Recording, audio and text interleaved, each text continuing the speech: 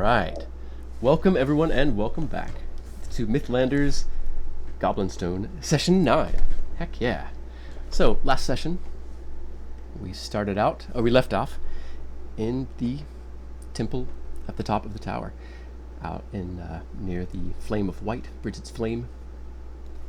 And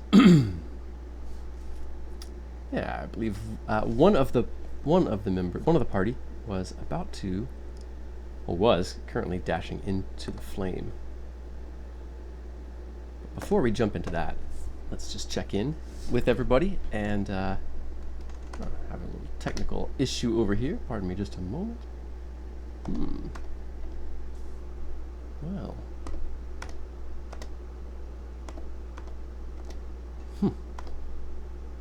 Looks like my music is not working at the moment. Well, that's too bad. We'll just have to go forward without it.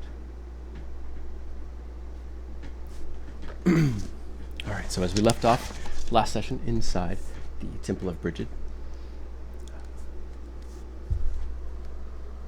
you all had heard, throughout your, after your combat with the goblins on the second floor, these having some possessed of some terrible power, and it seems terrible things had been done to them.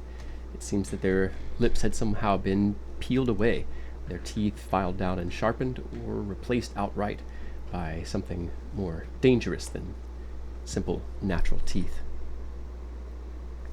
But there were a few what seemed to be regular goblins, like the sort that you fought in the square.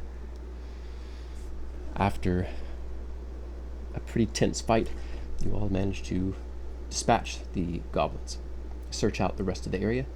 You found some decent loot. X's memory eventually serving under you all's, under your meticulous searching, your gaze and hands, you all managed to pry forth several prizes. Slipping back up into the temple itself, locking the gates back away, you all listened, you all could hear outside, hearing that there were hobgoblins and bugbears, you think, up on the cliffs just outside of the temple, the cliffs up to the east. You continued, you heard again a strange woman in the equally strange cottage out on the swampy sewer water at the base of the stone. It seems that the piercing and shrieking ritual that was happening in some shrine to the north had been silenced.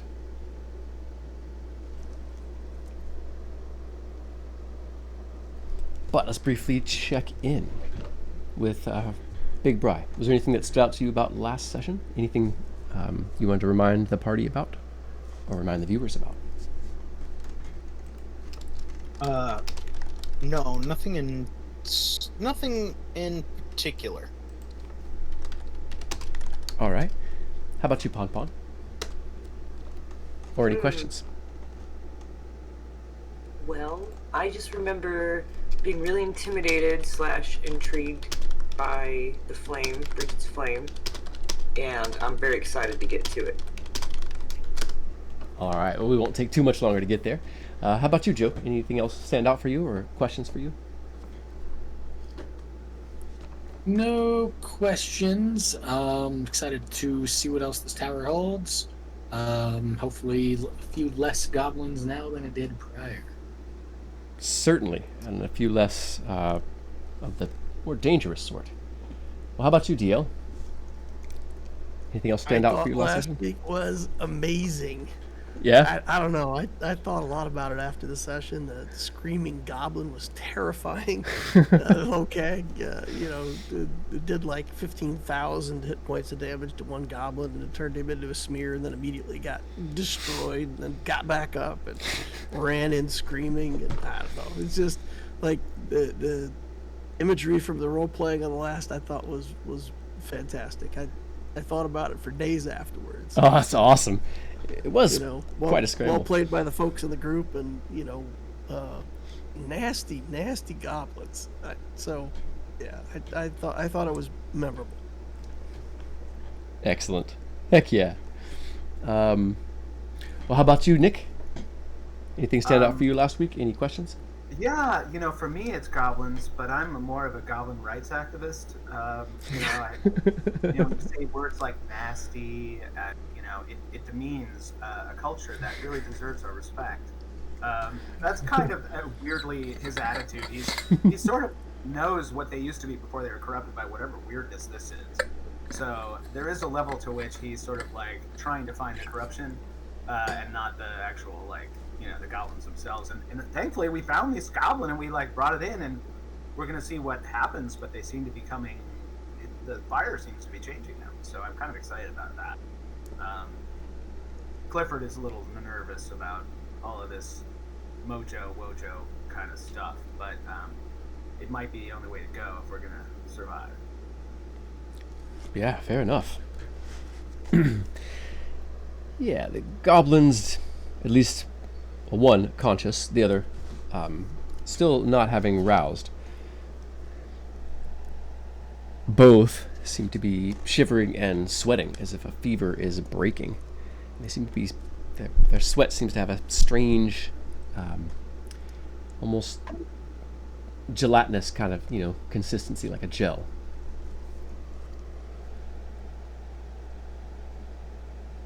It also smells like spoiled milk. That putrid, unnatural smell that you smelled from these goblins when their blood hits the air. You can smell that as well, as it seems to be very strong. Pon, I think we're getting some echo. I'm getting some echo. Mm-hmm. That's strange.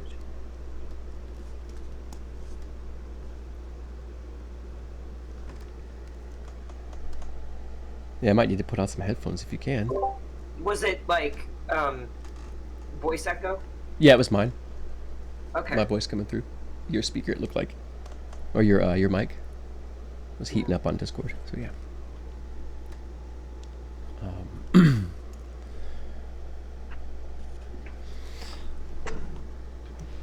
So with Millie having just stepped through the fire, found your wounds healing, the remains of, any, healing quickly to scabs, and the scabs just sort of turning to dust and falling away, leaving pink new skin in place of it.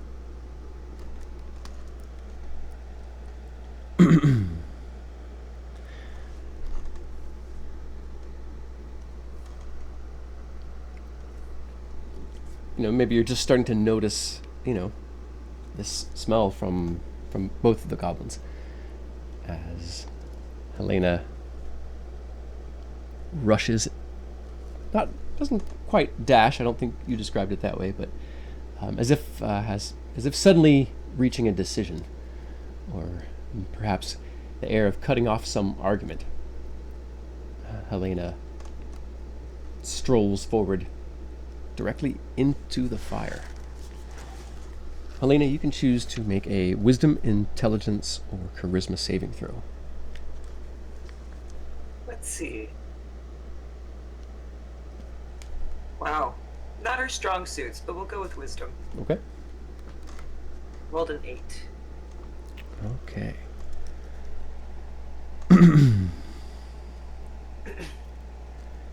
You are plunged into the past. Everything vanishes the moment you step into the flame. It is a bright and sunny day from at some point in your childhood. It is an early memory, something you haven't thought about in a long time. And it's not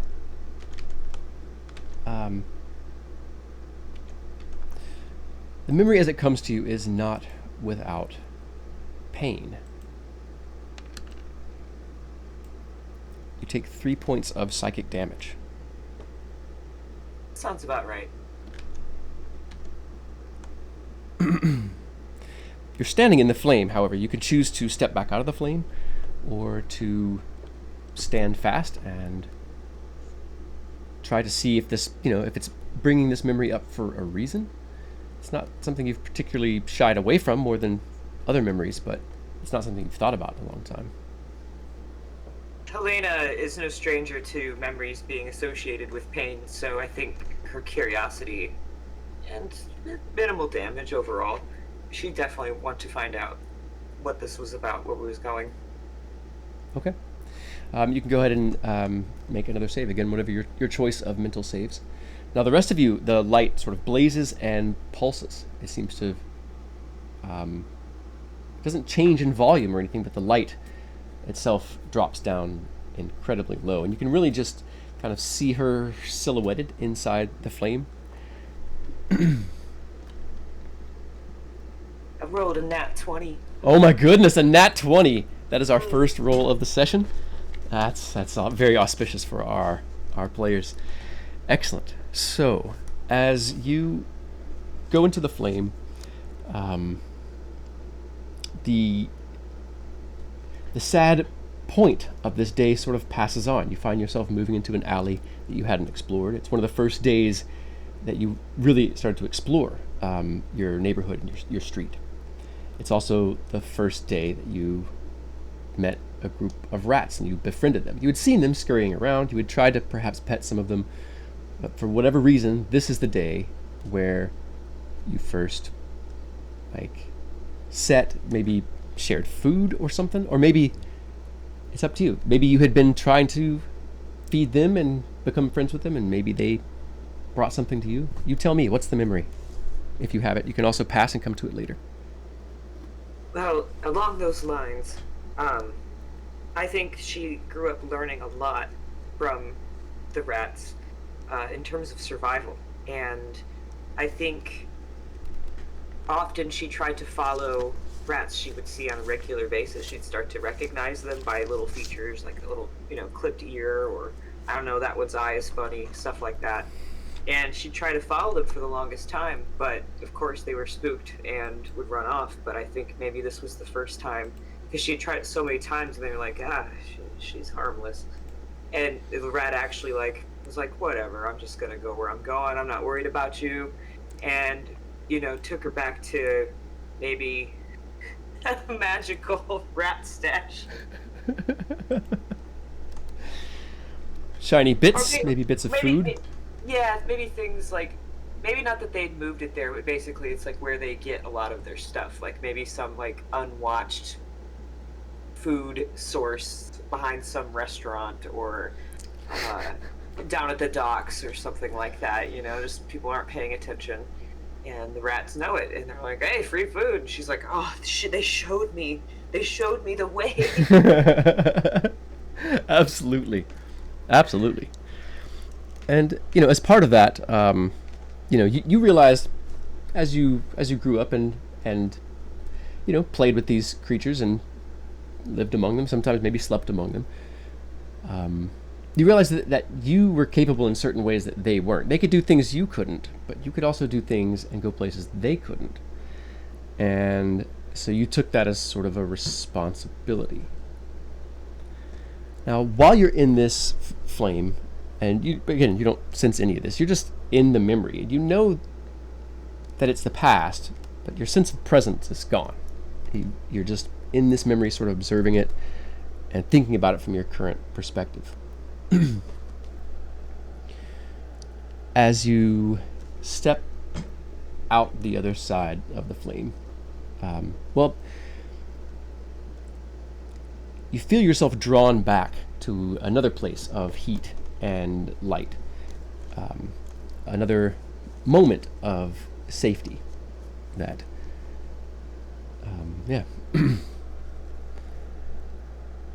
find yourself moving back toward another pack of survivors and people that had taken responsibility, doing things for others that they couldn't.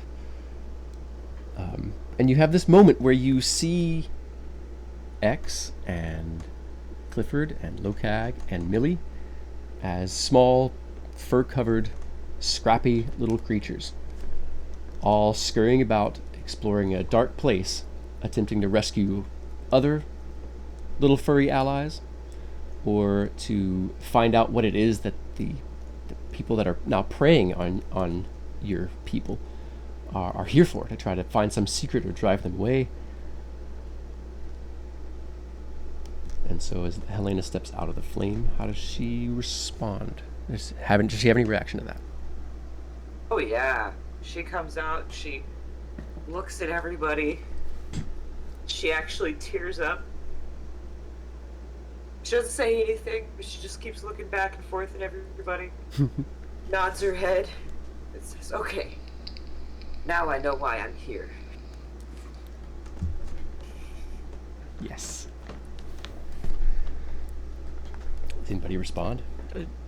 Does she look more healthy or not? Oh, absolutely. With that successful save, yes, she does. That is incoming. You're healed for 10 hit points. It's more than I've got. Excellent. You are topped off. She comes out and the same thing is sort of happening. You can see her wounds almost sloughing off and turning to dust.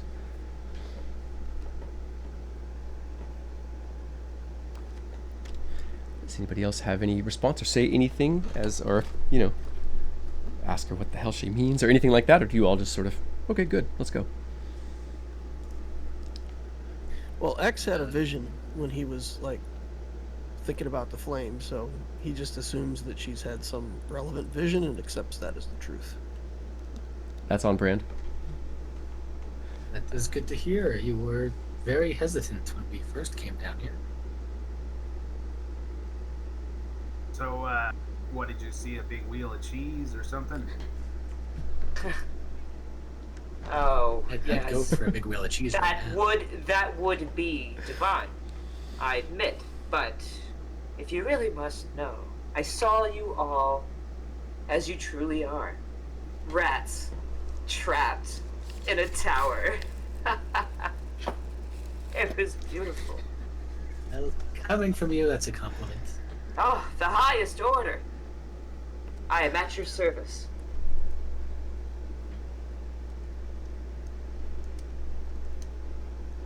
Cliff mumbles, is it though? So, Does Lokag have any response to this or any thoughts? Lokag thinks that this whole group is his brand of crazy.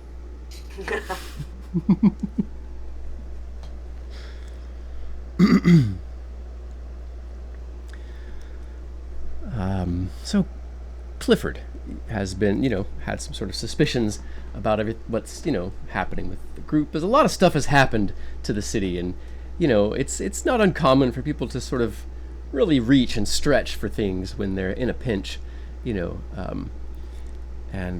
so, just curious how Cliff is reacting to this, if he, or how he, does he view this as more of the same, or, go ahead. He's taking all of this in and trying to weigh. There's always a flow from one direction to the other, either law towards chaos and back and forth. And he's seeing a chaotic force that's disrupted everything, his whole life, everything that he believes in. He's seen great heroes go chasing off. He's found the bodies of the chosen one. There's a lot of destiny stuff going on here, and he's feeling the magic. He's seeing how you're all coming together. I think at first he was reticent because he's more of a loner and he does things on his own. But he also knows that he's not going to be able to make it on his own. So he is becoming more comfortable with the idea of going into the fire. He's bleeding. He's got weird goblin bile on him. He doesn't know if it's contagious. So that's sort of where he's at. He's a little trepidatious, and he's sort of reading the room. It seems like going into this light is a force of at least purity and good, which is something that we all need and that he wants. So I think he's kind of gotten over his concern of, I mean, he'll always be a little nervous about it, but he's already a little bit in touch with the divine. He just always questions when he thinks he's tapping into something divine, if it really is that, or if it's some corrupted influence. So he's nervous about that. Yeah. But everyone's pretty chill so far. So my insight, it feels good. Okay. Especially what it's doing to the goblins. The goblins seem to be changed by it. And maybe he feels like there's something rotten inside of him.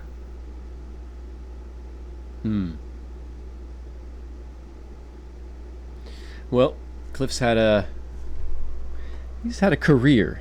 He's been in and out of some hard places, you know, and he's probably had to do some things to survive that, you know, you were taught growing up that you're not supposed to do those sort of things, you know. That's what bad people did. Or the other way around. Yeah. Taught to do a lot of bad things, and now I regret them. Yeah. You do what you have to do to survive, you know. But, you know, he had a nice little thing going. He didn't have to live that way, you know. He could save up a little money and have business, and people seemed to like him. He had a flourishing town he was in. Everything was nice.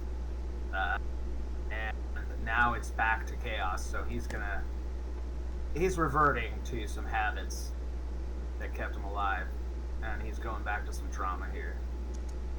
Yeah. Okay.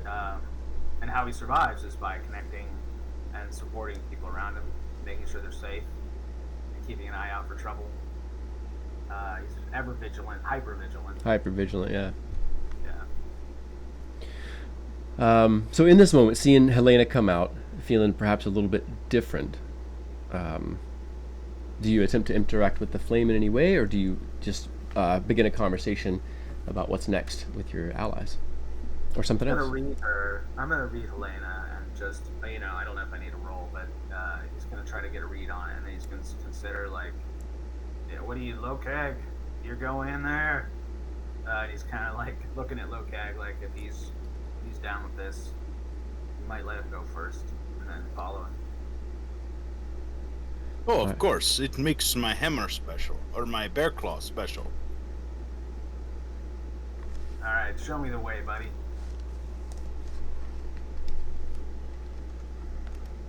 Sure thing. Look, just walk through like this. And then, still with the unconscious goblin on his shoulder, Lokag will stride through the fire. All right. What is your alignment? Chaotic neutral. All right. Make a mental saving throw. Intelligence, wisdom, or charisma. They're all +0. What should I do? I'm gonna go wisdom. Sweet. That was an 8. All right. Nice. So you will also take a bit of psychic damage. Please be the max. Alright. Cool. Still standing. All right. Let's see here. I can fix that. I mean, hold on a second. So, for you, there are, you know, 2 or 3 dozen memories of 2 or 3 dozen fights.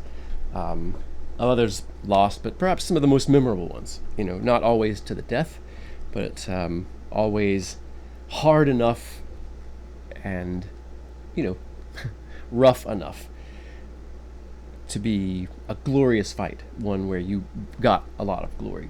Fights that led to your freedom, essentially, your ability to roam, and led to you being able to wander into this city, being in this space with these people. Now, there's points, you know, there's a lot of glory earned, and all of these memories, that is what stands out the most, is this: you did this, you vanquished these enemies, you stood over the fallen, it was you who was left on the battle. And what kind of strikes your mind, what comes up like sharp dagger tips of memory, are that in many of these fights you had allies. You had people that fought alongside you that helped you gain victory, and in many cases it was people that died in the arena while you survived and won.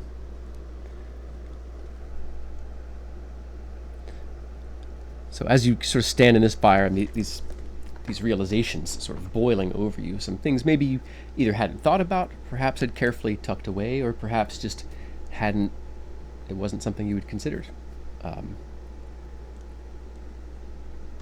In either case, as this awareness is coming over you, you get the feeling that it's leading you somewhere. It's bringing up these memories and these thoughts for a reason. You can choose to stay and endure the fire or step back out of it.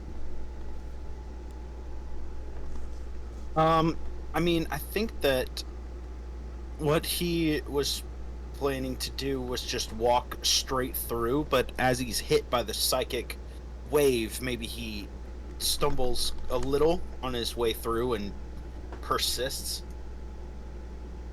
Okay. Just hangs back just a moment in the flames. All right. Well, let's see another check, another saving throw. All right. A 10. All right.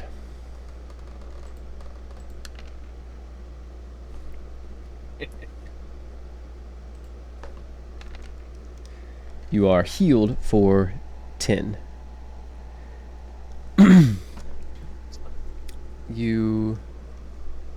Yeah. You can see points in some of your memories where if you hadn't sought glory, some of these allies might have lived, and they might have won that same glory. And maybe it would have taken you a little longer to win your freedom, and you did what you had to do. But there are things that you might take into the future for your next fights, or somehow remembering some of those moments might help you act differently along in combat.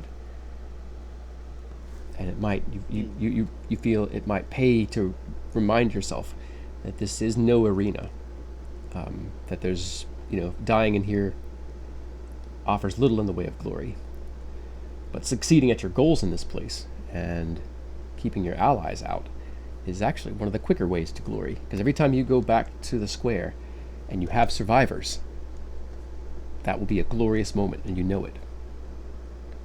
So yeah, but I'm curious if you had any if you have any of those fight stories, anything you could think of that might be coming up in this moment for Lokag. If not, that's fine, we could visit upon it later. Yeah, I think Lokag thinks about I had, like, as you were talking about that, I instantly thought of that scene from Gladiator, and I think Lokag would have been in a gimmicky fight like that where he has a sword and he's handcuffed to someone with a shield, and he's like, it's just this little guy with a shield that he's like having to drag around the ring with him as they're fighting other pairs, and he thinks about when he's pulling this guy off balance, and as he does that, early on in the fight, the guy gets just stabbed straight through the chest, and he starts thinking about how he had to drag that guy around the arena. He wasn't very heavy, but it was certainly, made it a lot harder to stay alive and win that fight. Mm-hmm. Yeah.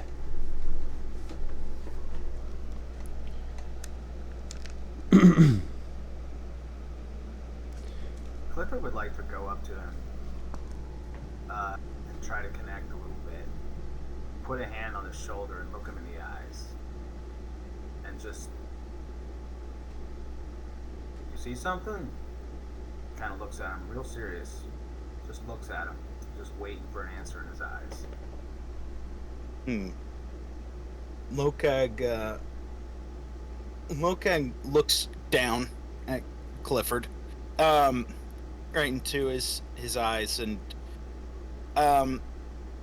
he looks around and he just goes, he's just going, memories, just memories.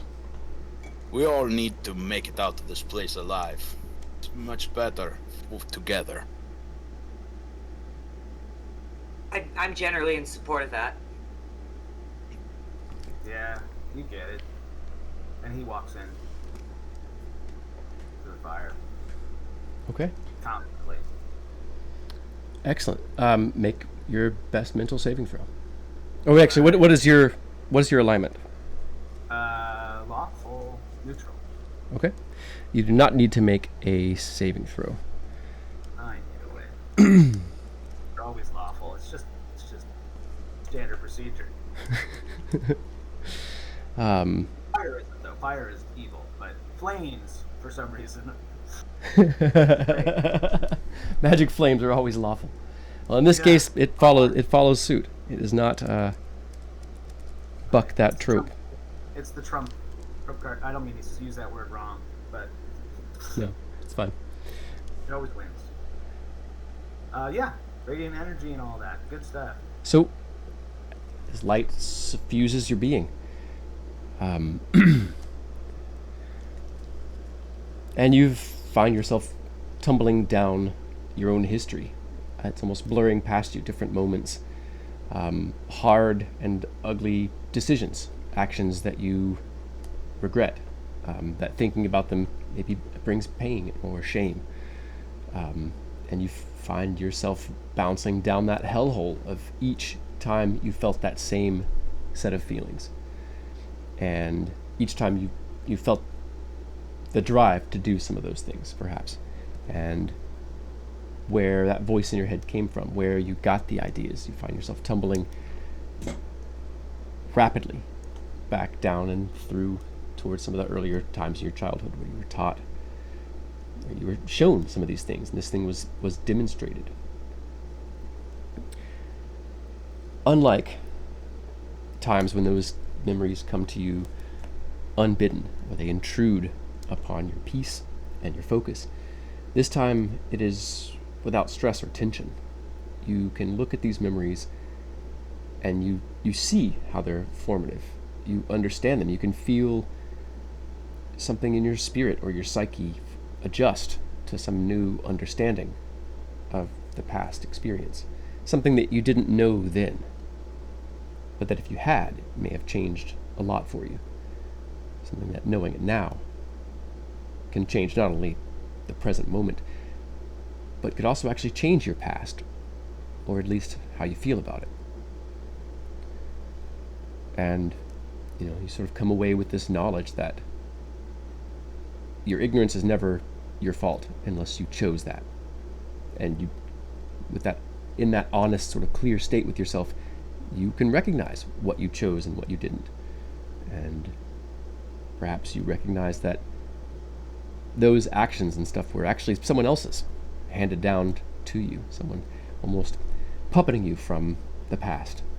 Or maybe there's another way Clifford would say it. But if you have like a moment or a story that you wanted to share, or if you just wanted to share his reaction to this. He's still, of course, in the fire at the moment. But yeah. I think if the fire is obscuring and people can't really see him, Mm-hmm. see his face, he'd be crying. Yeah, he'd be crying a lot. Maybe not out loud, but tears will be flowing. He's like, just, there's this regret and there's a sense of it, but there's also a forgiveness that he's feeling. And I tried. I keep trying, and it just doesn't get better.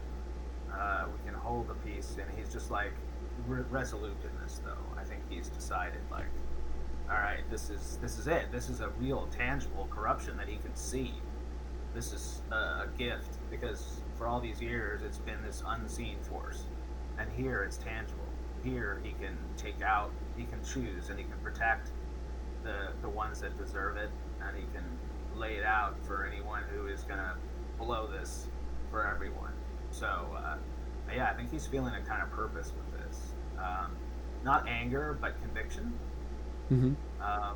And maybe he's inherited a little bit that from Lokag. Lokag seems to like make up his mind and stick to it. And he pulls out this pistol that's supposed to point the way, and looks at it, takes it in, and thinks about why he hasn't used it yet. You know, he's supposed to use this. This is supposed to be a tool, like the best tool, the most beautiful piece he's ever seen from an amazing like artisan. Like this is like the peak for him, and he's regretting never using it, and he doesn't know why he hasn't. I think he's telling himself he can't. He's got to hold on to it, save it for the right moment. But he pulls it out and thinks about it. Okay. So, as you pull the pistol out and you look at this wondrous piece of art, it's inlaid with gold and silver. Every line on it is a work of art. This is not just a utilitarian object. This was, a work of craft by a incredibly gifted and talented artisan. One who may still be in this goblin stone somewhere. But you're also reminded of every other time you held a pistol, fired a crossbow, and the weight of it in your hand was a threat, a power. You didn't usually maybe only drew it when you were going to do the deed, but it would be shown, perhaps, and you thought of it as something that your enemies would dread, something that your targets that would instill fear in them, And perhaps looking at it and looking at this work of art, thinking perhaps that the crafter is dead, one of the heroes of Arabelle might be dead somewhere here in the stone, and that this was from one of the last things that they did other than move into the stone, and that it might instead of being a sort of symbol of dread, it might be a symbol of promise to most people, and only be a symbol of dread to that corruption that you're seeking out. Instead of being that badass killer that's got death on his hip, maybe this item can be something more than that. It clearly is by looking at it. It clearly wants to be. Phineas knew he was making a killing tool, but why else did he make it so beautiful? Secret's locked away in this thing. And he hopes the fire will illuminate that. He just takes it all in and tries to connect, become one with this, try to use it as something that'll guide him. Okay. Choosing the right path and who to shoot and who not to. You can feel something in it. You're not sure what it is or what form it takes. You get the sense that it might not be complete, perhaps doing this more or something like that. But you get the feel that there's power in it, but you're not sure what it is. You might have to use it before you find out. But does this fire have a center? Yeah. So I think I just want to do an insight check on this, just because it'll guide a little bit of what he might do here. Okay. 23. Does he feel like it might be meaningful, or to fire it now, to show that he's ready to take action, to move, to be a vessel and a force for change and for the better? Like, what does his insight tell him? Your insight tells you that keep holding it in the fire for a while or returning it to the fire a few times will continue to create changes in the item.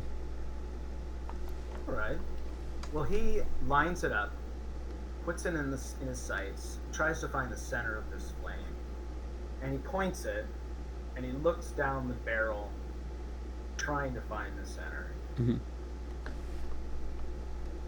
And he imagines firing it, but he doesn't fire.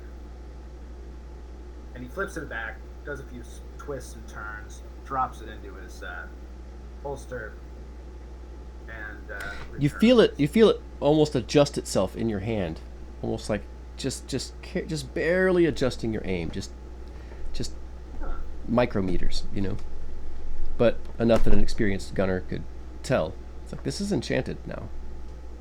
Yeah, feeling it. Mm-hmm. Now I'm stepping over to to Millie, and to X. Perhaps maybe you're together. We're not. I haven't transitioned over to the map. It's not necessarily important. I'd rather everybody see our faces for the moment. But so Millie, as your allies sort of one after the other going into the fire, what's Millie doing during this time? I think Millie's just watching them all go through, seeing if there's any reason to worry about them as they go through. Like, yes, the vision kind of said walk through the flame, but it was kind of vague on who, how, why, what it would do to us. It seems to hurt is them. everyone coming out kind of golden? No, everyone's getting some of their wounds healed. They seem, in some cases, fully recovered. There is, a sort of golden, watery light that seems to wash off of them after they come out of the flame.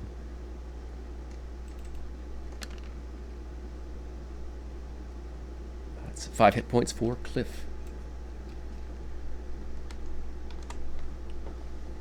Yeah, I'll kind of just watch them and see kind of how everyone's doing, going through this flame. That seems to be our best source of hope for recovering down here, because we don't want to be down here too long.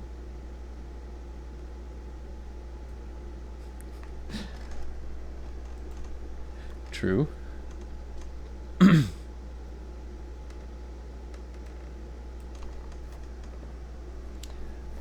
Oh, I did that, Darth Triati. I made sure you all had a Bucky's Beaver Nuggets Indeed. emoji. Yeah, I don't know if y'all noticed. I added some new emojis to the chat, so hopefully there's some fun stuff in there for you all. I haven't really checked, of course. All right, switch my attention back over. So with Millie, you feel that... What happened to the goblin? The goblin that was on Lokag's shoulder... That was on Lokag's shoulder. Did not come out of the fire. There are Has no Lokag remains. noticed at all? Doesn't Or is seem he so. just still got, like, his heart? He may have forgotten it was there. I can tell you no. He has not realized. Lokag. What? Where's your friend? You are all right here. I don't know. You are my friends. Yes, but where's that goblin? You carried him into the fire. He looks over at his shoulder. He goes, oh, yeah, I don't know. He was with me. I walked into fire, and now, I guess he is still in there. Someone should get him out. Not me, though. The other goblin's head is sort of swinging back and forth between Millie and Lokag, as if also very curious to get to the bottom of this mystery. Wait. How did it affect you all? I just kind of walked through and felt rejuvenated, healed. It was strange. It gave me piercing headache, and but then I felt a little better. So, overall, is okay. Let's see. Huh. I think an insight check. On what? What's your question? Just trying to figure out, like, why does it affect some people differently? Yeah, you can also make that. You can make a religion check. If you make that insight check, you can make it with advantage. And yeah, DL, if you're curious about that.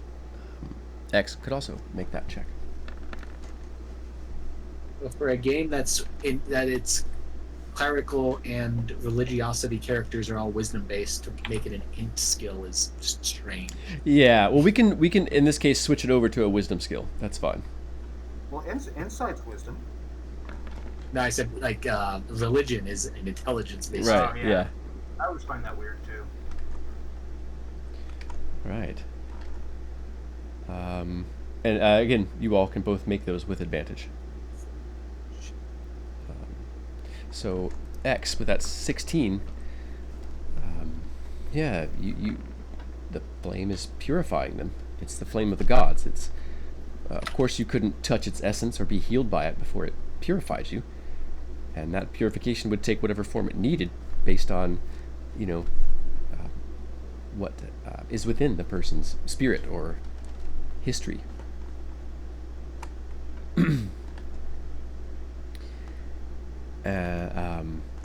Millie, you gather that as well. But X, your step further that you understand is you think they're probably now, it shouldn't hurt them anymore, you don't think, based on past studies and past knowledge, your past life, so to speak. You're certain that they're not going to be hurt by it again, but it will probably continue to sort of test them and purify them until the flame thinks that they're pure enough. If you remember correctly, it does change people the more they enter the flame. You had met people that had sort of blazing golden eyes, had a golden sheen to their skin, regardless of whatever underlying skin tone they had. It was just sort of a thin, almost like a thin layer of gold had been hammered over their flesh. Mostly only noticeable in bright light. But the eyes, gold irises. You don't see any of those changes yet, so you think it's probably something that has to happen several times. You definitely get the sense that, you both get the sense that there's many ways to interact with the fire.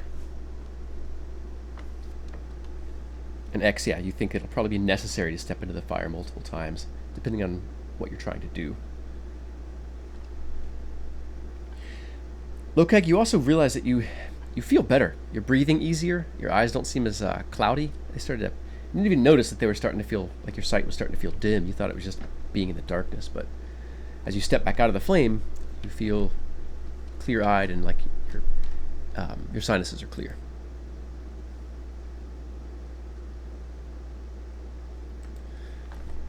Yes. Flame, hot things always clear out my sinuses. Flame must be same as spicy food. It must be. Let's not let any more goblins go in there, perhaps. I don't know what happened, but Cliff just walked through. Run into a goblin, did you?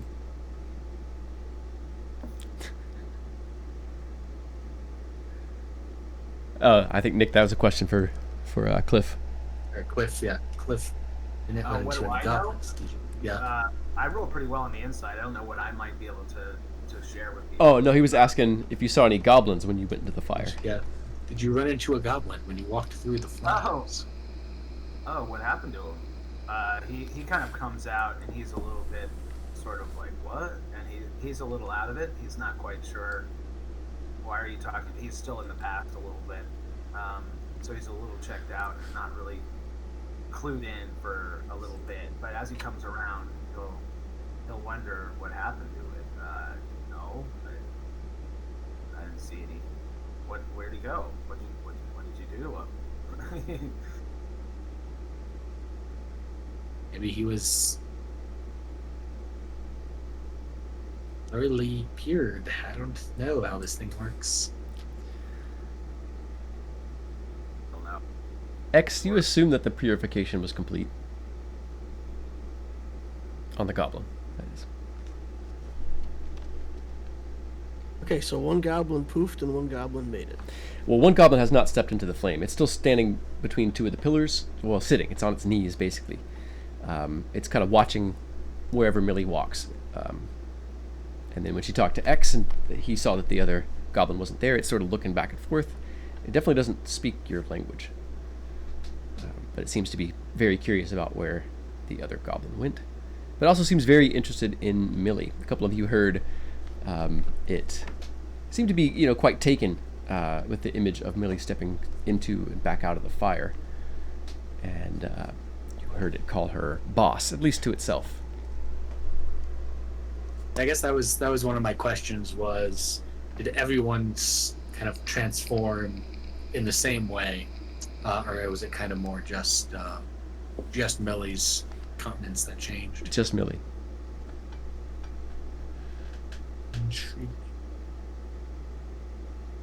And in regards to whether that goblin should go in there, Cliff's like, I don't think so. It looks like it does not want to. Yeah, I don't think we should make it. Clifford will go over to the goblin and say, you don't have to go in there, buddy. We're not going to Looks up at you, its lips peeling back from its teeth in a grin snarl. It says, would kill me. So bright. Want to just look at it. It kind of tears its eyes from Millie and kind of looks back at the flame. It seems to be mesmerized. It's real pretty, ain't it? Pretty. Yes. Govlix think it's pretty. They want something out of this, so they're trying to steal its power. Smart. It's powerful. Says the goblin. It's looking up at the flame. Wise to steal it. Govlix would steal. Would. Kind of looks at you. Doesn't know how. Looks up at the flame. It's probably for the best. It looks up at you, definitely not understanding what you said. Well, who are you talking about? Who's the one who's trying to figure this out? Who's the wizard? Who's the shaman who's got their eyes on stealing this power?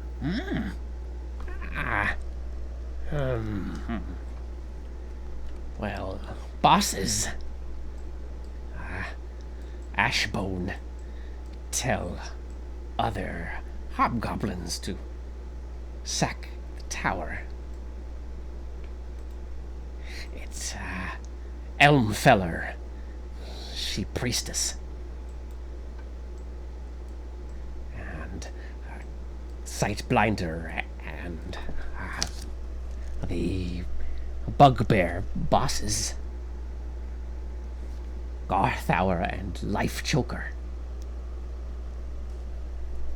They steal all power in tower,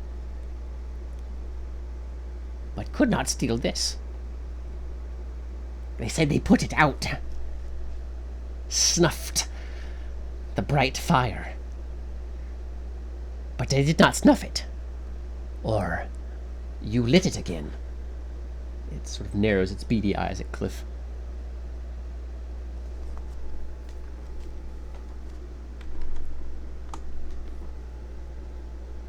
Did you light it again?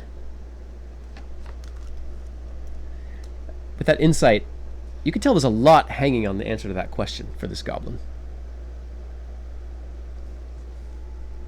You're saying this thing wasn't lit up till we got here? That's true. We found it and started it back up. All right, so Cliff, are you translating that? Because it's speaking in the goblin tongue, unless you all speak it. He'll say, he says, he'll explain, like, look, there's factions here, the bosses, they want this power, and they thought they got rid of it, they thought they killed it, but when we got here, well, it changed, it lit up again. Yeah, I cast a spell into it. Ah, well, nice move, pal. The Like goblin's you restarted it. goblin's eyes light up and dart over toward Millie.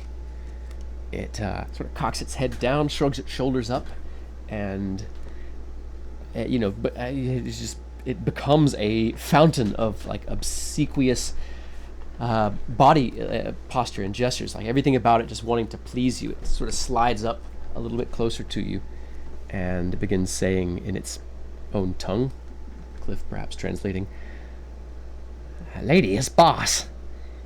Lady lit fire again.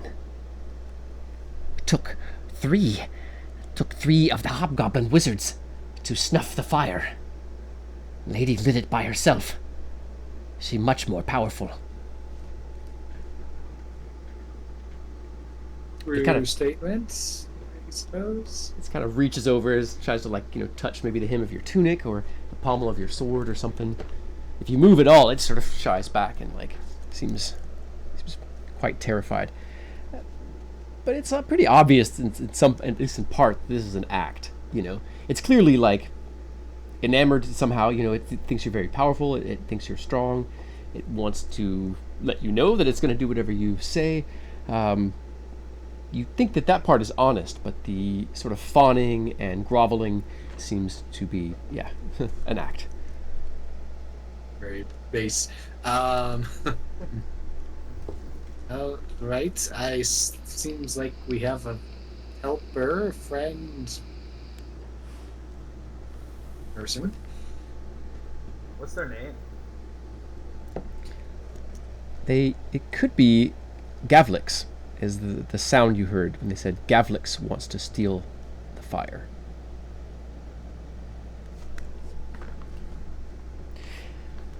Now, what is X doing during all this? People have been in and out of the fire. Now this conversation now is happening with the goblin, with Cliff translating.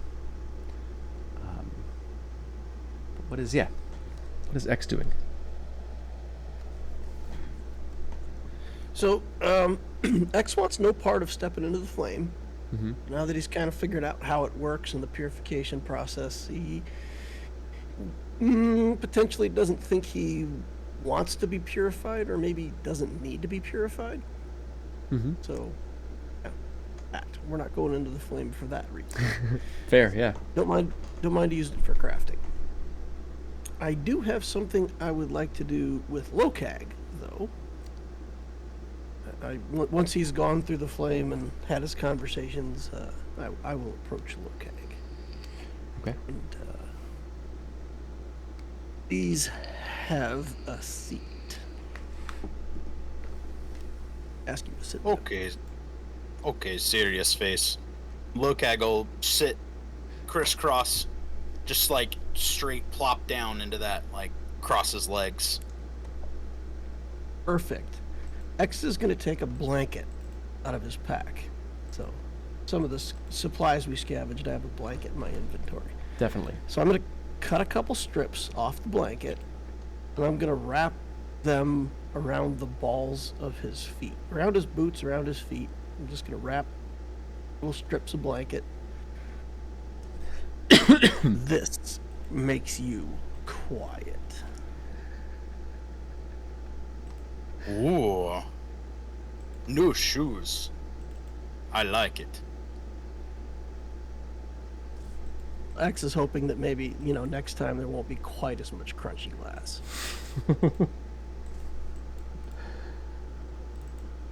Excellent.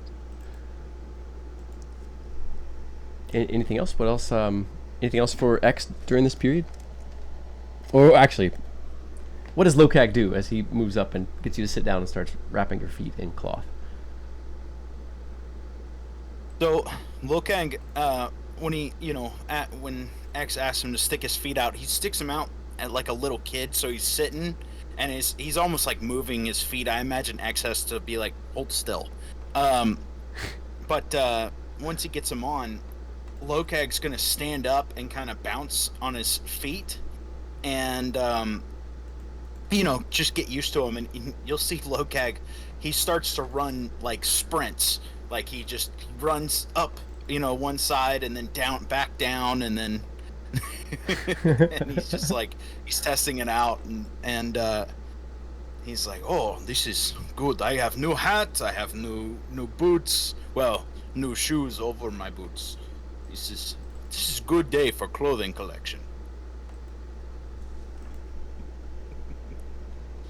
Yeah, and Is he to actually, in answer your- fact, any quieter? Oh yeah. How about when I walk around? Is it muffled at all? Did that work? So, I would say for having some rags wrapped over your feet, give you a, call it a +2 to your stealth check. It does work a bit. Oh yeah. X, you think, this idea could be improved upon a bit, but it's better than nothing. It was better than it was, for certain.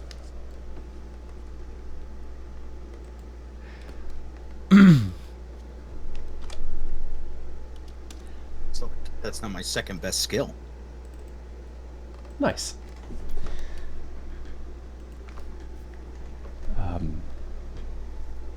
So yeah, the goblin is sort of, continuing to try to be near Millie, or if you wander away, it kind of gets up and follows you. It stays about 15 feet away from you, tries not to get in your way, but it seems just very curious about everything that you're doing. Sort of walking along, hunched down, sort of watching, turning its head to whatever you're doing, turning back, watching your face while you work on things or while you talk. Whatever you're doing, it seems to be very interested.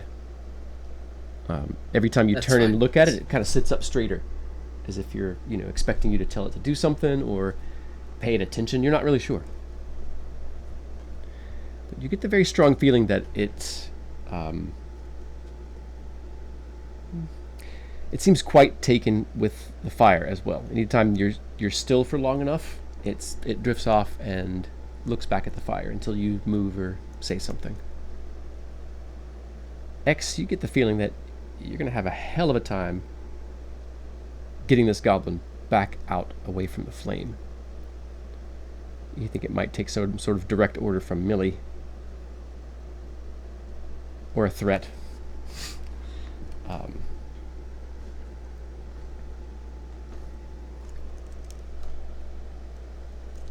Now,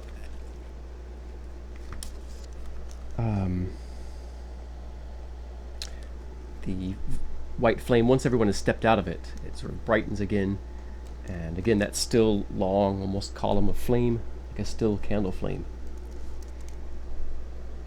It sort of settles back to peace, and you're sort of left with your own thoughts for a moment.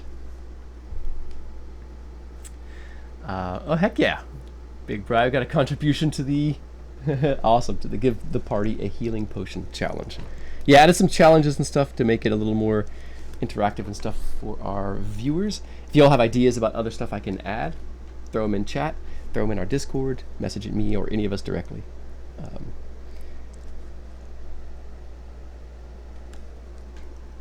You all are we done in this chamber? Unless X, you want to experience flame as well.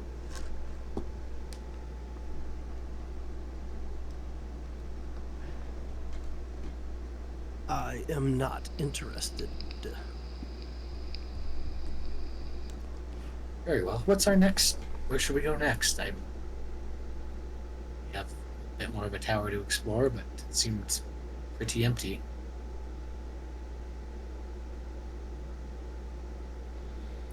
Any thoughts? Does Elena have any ideas? Oh, go ahead. I know we did. We found something. Lokag and I, we were swimming and we found the remains of that kid, Oscar, right? The chosen one. I guess they chose him to end up at the bottom of a lake, but there was something there, dangerous, big old. I couldn't make sense of it. Moving. Poor baby rat. So That's X something has I'd to want to be kill. chosen for. All right. I didn't catch both that. So, Millie, what'd you say? Oh, just not something I'd want to be chosen for. Fair. X? So X had a vision of 9 arrows and 9 bosses to kill. Mm-hmm. If I think about this singing lady who's radiating power down through the bottom level, Mm-hmm. does it feel like she's one of those 9?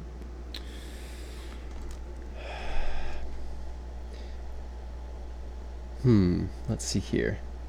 Give me a religion check, and you can, if you need to change that out for wisdom, that's fine.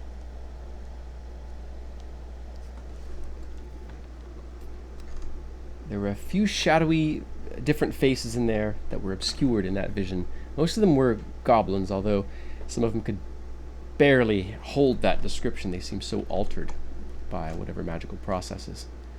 It's possible there was a face that was shrouded. It seemed somewhat grotesque, as if the face had been like melted or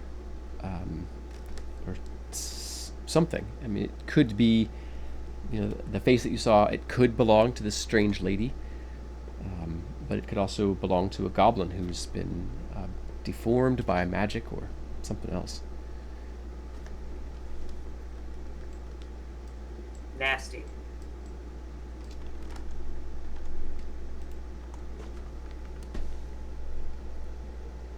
Okay, we got options like we could try to rescue hostages, try to figure out where they're at. We could try to go fight Merlin. He seemed nasty, but potentially partially beat up now. We could go see the hag on the island. What you guys thinking? I think we should save all the poor, potentially drowning rats from drowning. I mean, the dead are dead. We should focus on the living, right? Well, we don't know that some of them are dead. Well, No, the one he found was. I'm saying Oscar and whatever happened to him. I don't have to find that out right now. But those hostages, if they're alive, we got to make them a priority. That's what I'm saying. Save the rats from drowning. I feel you. Any thoughts from Lokag?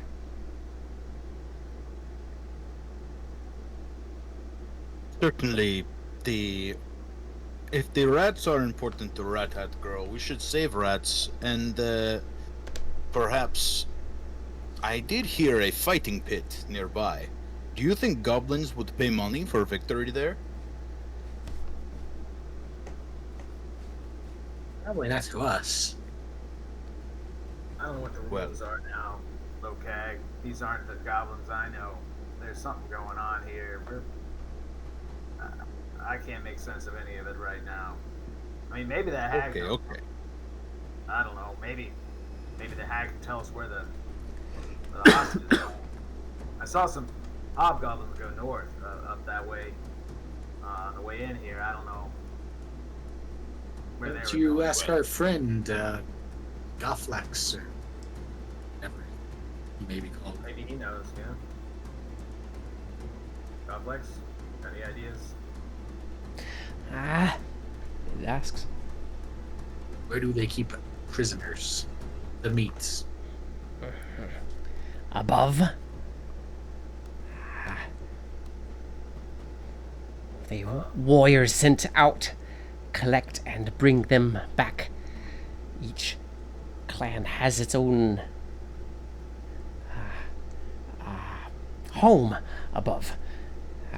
They are divided and separated. Each has their own jail.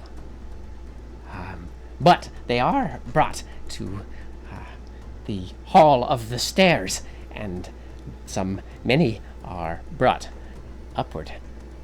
But each clan also uses the meat for powerful magics. But Govlex does not know what these magics do.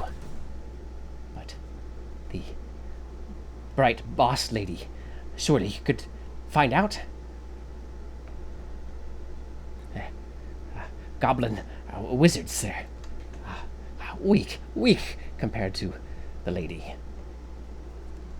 You could kill them easily.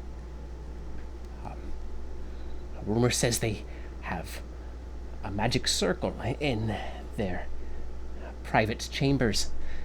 Each one, it said, powers some great magic above the magic of the masters. But these stupid masters, stupid, not smart, weak. Boss lady killed them easily. Hobgoblins, pah. Bugbears, pah. You have lady, you kill them easily now. Goblin is very confident in Millie's abilities.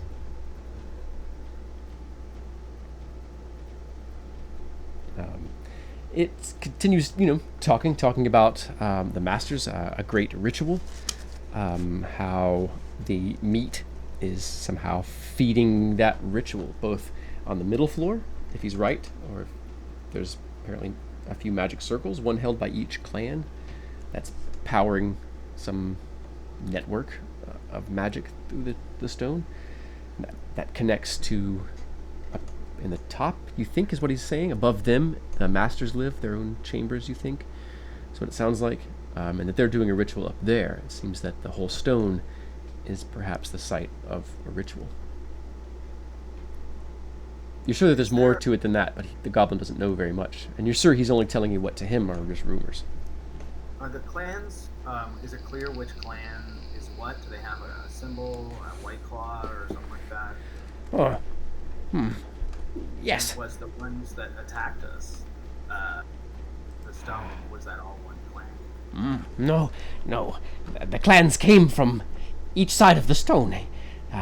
Each clan given its own area, its own bosses and champions, its own priests and wizards. But there were 4. He seems to be thinking very hard and sort of ticking things off on his finger. He says, hate rash. They, purple, red skin. Best weapons. Good weapons. Very, they like hobgoblins. They good at war and very serious about war. There's the Cankerfoot, who make heavy magic and slow you down, make you sick. They fast, have green skin, and it's marked with dark bands, tattoos. There's Rotgut. They drink foul potions and they fight amongst themselves. They are very fast on their feet, very tough. They are battle ragers. There is Shatterbone. They big shields, maces. They special good at slowing down, hitting the legs and stabbing the legs, and poisons that slow down. Hate Rash, Cankerfoot, and Rotgut, and Shatterbone. Them's our goblin clans. The goblin sort of grins again obsequiously, hoping that it pleased its new friends. They stupid though. They weak. They no match for Boss Lady and her friends. Well, you're a wealth of information now, aren't you? Yes. It seems to took a moment to realize what you were saying, and then it kind of scoots towards you, nods. Tell lady, Gavlik's smart. Know lots. He does. He shares all the information. He tries to describe it as eloquently as he can, and he'll offer him an apple. He looks at it for a moment, his eyes sort of narrowing. As he looks at it suspiciously, looks at you. He sniffs it, and he, using his fingernails, digs into it. Strong little hands. The goblin tears the apple in half, looks at it, sniffs it, and starts nibbling on it. Every time he takes a bite, he looks at it to make sure there's no tricks or worms, perhaps. Yeah. Very meticulously for a little goblin, sort of, and quickly. Eats it all the way down, spits the seeds out, but eats everything else. He picks the seeds up and puts them in one of his pouches. He pats the pouch and smiles. Gavlik's smart. So while this is going on, curious, are you all just sort of waiting, taking in the information as it comes through Clifford? Or do you all have any questions that you wanted to get Clifford to ask Gavelix? Let me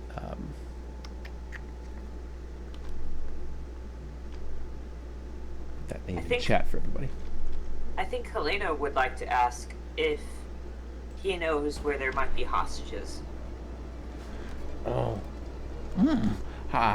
Hostages. Up. Prisoners. Meat. Each clan has own cages. Keep meat fresh for rituals or for masters. Yeah, the way I see it, they're using them for fuel. The meat is just for the sake of sacrificing to gain power. And these factions are competing. They don't necessarily, right? And he kind of looks at him like they're kind of competing with each other. They're see who's the best. Used to be at war before masters, before conquerors grip got their heads. And war never changes. They're not gonna forget. They don't like each other, and if there's any way we can take them out one by one, the others are gonna welcome their loss. That's the way I see it. They all sound pretty good at doing what they do, so I suppose we should figure out maybe the Hall of Stairs. You said the Hall of Stairs? It sounds like a good place to head to. Yeah, we head up. They say we head up, and it's on the way out. But we go up, right? So. Hall of Stairs protected. Hobgoblins is. Yeah. Stairway next to temple. 2 at the bottom.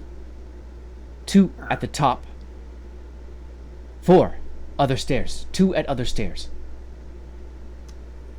So. All right.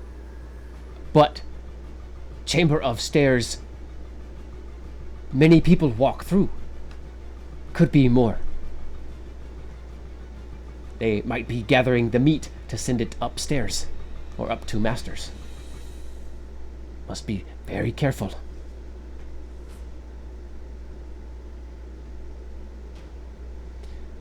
Oh, you up for it, y'all? I think it's time for us to take the party to them. I think we have to try. Yeah. Certainly better than festering here. That's a word. So is this tower just the 2 floors that we've explored, or is there like There's a bottom floor. levels below? No, there's just 3 floors. The bottom was where all the display cases and such are, and you all heard all that breaking. You haven't heard any more activity from down there. Finish. Do maybe with Go ahead, X. maybe a short rest to bandage wounds. Sorry, X, to cut you off there.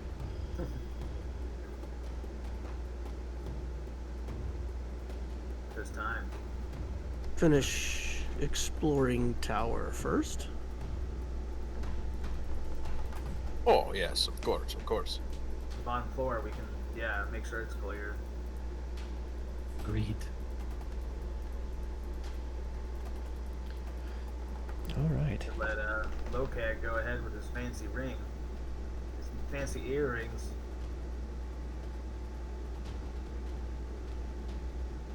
He's too small for my finger.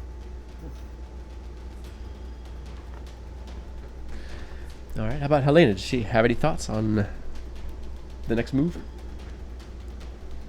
Obviously, she wants to go towards the hostages, but she's not going to leave her party's side.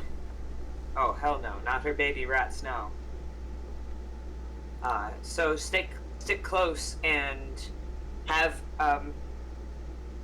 be at the ready as the team decides to move forward, because we did talk about seeing the rest of the tower, so. Yeah. Okay. I'm down. All right.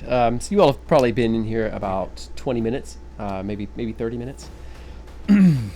You all could take, 35 more minutes, take a short rest, or you all could just get to it.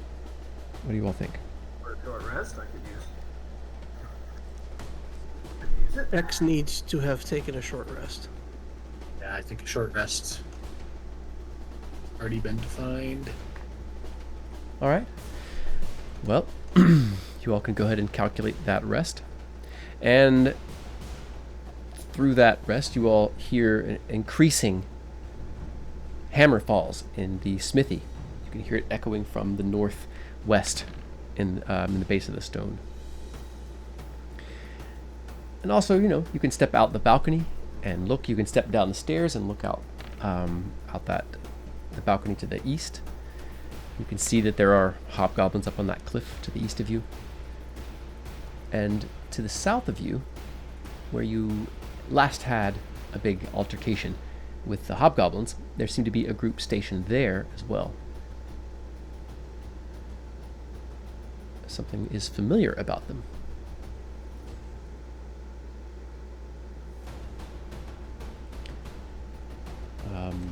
So let's see here. Transition us back to a different map. And I'll bring the image to the stream. Let's see here. Give me just a moment to situate all this.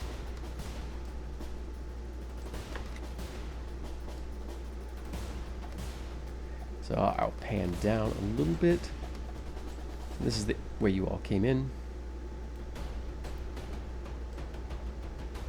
And you can see the profile of some hobgoblins. Looks like they're laying prone, watching this area. There's a couple that seem like, they're back. You can see movement in the shadows as if there's maybe a group milling around, and there's a few that are laid down near the on the cliff's edge, sort of watching that area.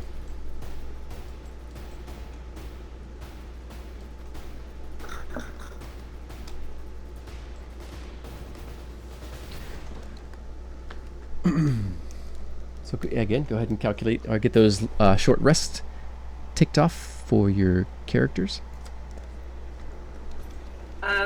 Did, but it didn't change the token. That is so strange. Okay.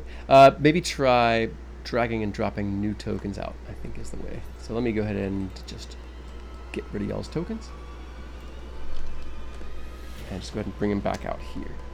And for anybody who has forgotten, you just go down into the journal. Not doing it, huh? No, it's so weird because it says I have the right amount, but it's still registering like as yellow. Huh. Maybe that's a Roll20 thing. Okay. Well, I'll tell you what. Let's go ahead and take a short break here as we're transitioning from sort of RP and tinkering and internal exploration to, ranging, exploration. And I can tinker around and make sure I get these, because I think one of the scripts got reset. So yeah, I'm going to take care of that. So yeah, if anybody needs to step out and go to the restroom or grab some snacks or some water, check your messages, now is the time to do that. We're going to take a little break, see? And so yeah, that goes for players as well as our viewers.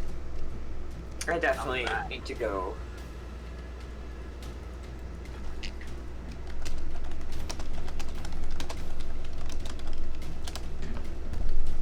All right. Maybe this will work. Aha, okay, that was it.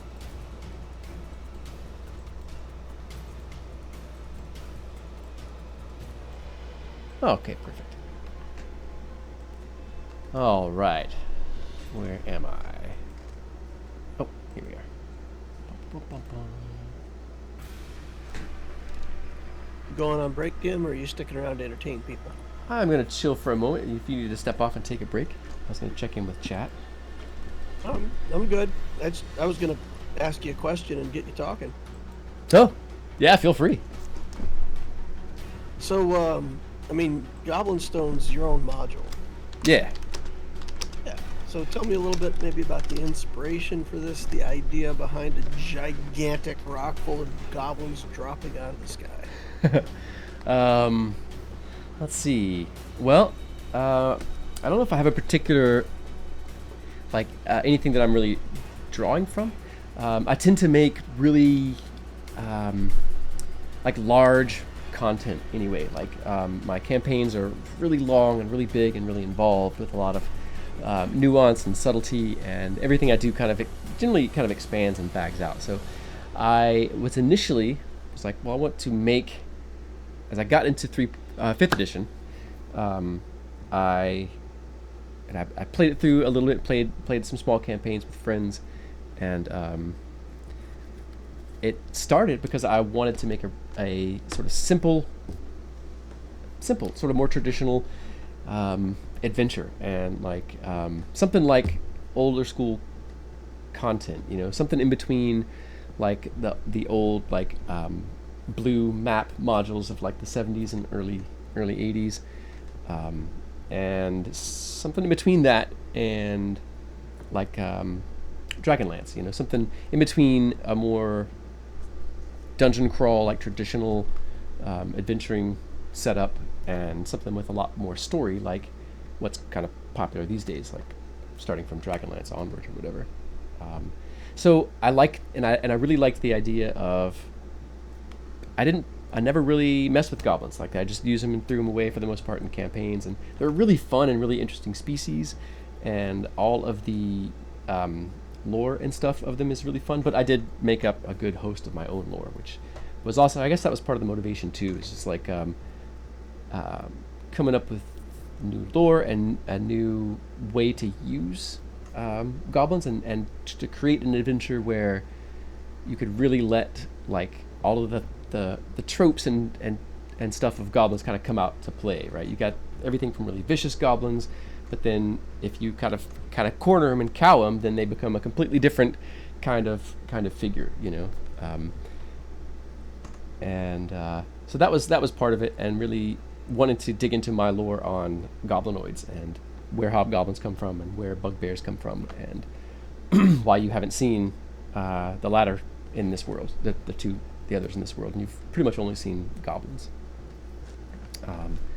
So heck yeah, thanks Valentine.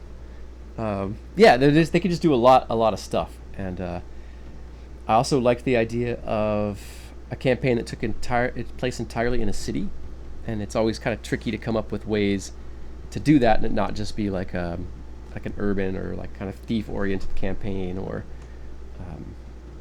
so yeah, I just like the idea of a campaign world, established city, and it's got its own heroes, and it's got its own high level priests and wizards, and all of them just getting wiped out right off the rip, or vanishing and being out of commission, and it just sort of being up to the city, and the people that might rise up to be able to deal with certain things, have certain skills or capacity, and to do that, I think starting out with bare bones and very little in terms of items and stuff, it kind of, I don't know, what the characters go through early on really starts a dynamic among the party, and stuff like that.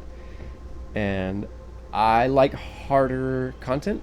I like it to feel earned, and I like for my players to feel like they earn stuff. So I like a lot of the old school styles of running a dungeon, and sort of using all the difficulty, all of the reality of the situation, and bringing that stuff into play. So I don't know, getting to play with mythology, getting to play with a species that I don't normally do much with, and then of course you get evil goblins, and that opens up the door to other fey things, and yeah. So I think I wanted to deal with goblins. I liked the idea of all of this happening within a city, like the city being invaded from within, so to speak, and it being a city that's sort of at war or under duress. And I just, having run it a few times, I find that it makes some really fun opportunities for gameplay and characterization and stuff like that too. So, yeah, and I think again, a lot of the stuff that I run tends to be really, really heady and really involving a whole lot of mythology and lore, and so I wanted to do something simpler. So I did this, mega dungeon. Yes. I don't know if that it's properly a mega dungeon though. I think once you all kind of get into it, you'll see what I mean. It's not like Undermountain or anything,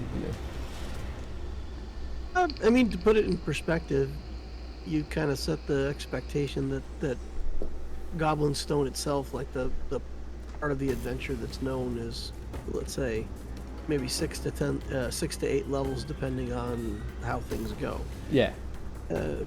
Knowing that, I mean, statistically in D&D, I think there's a statistic that says 7 is the average level that characters get to. Yeah. Most campaigns start dying out when characters are somewhere between 7 and 10. So this campaign is potentially as much as some groups ever get to see. I hadn't thought of that actually. Yeah, I hadn't thought of that at all.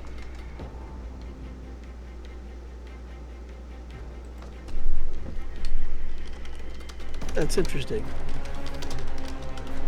Yeah, thanks for asking. Yeah, goblins are just neat, and they've gotten, in the past, 10 or 15 years, they've taken on a different popularity, and there's people that, there's a lot of love for the goblin species, and I guess there has been,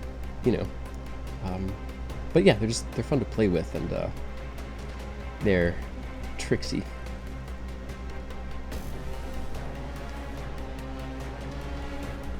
Oh man. Yeah. Heck yeah. Let's see here. I got a question for Millie then.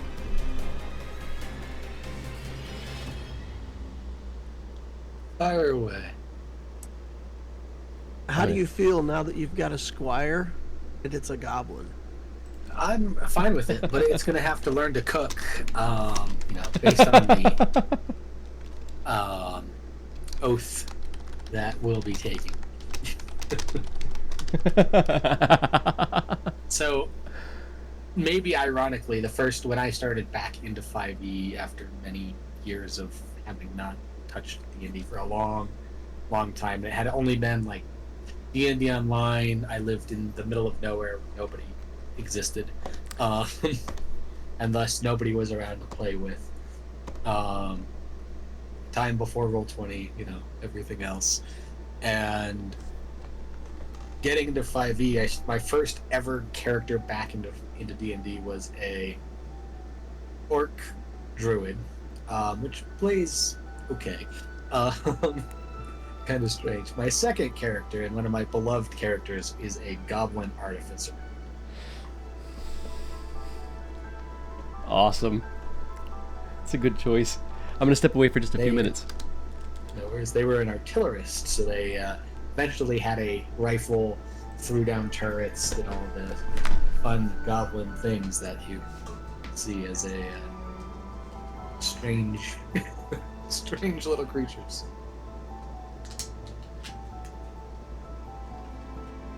But yeah, What level did you get the goblin to? So that was Tomb of Annihilation. And we got up to level 12, I want to say, in Tomb. It was Tomb of Annihilation plus some homebrew stuff from the DM. So they got up to 12th level Goblin Artificer.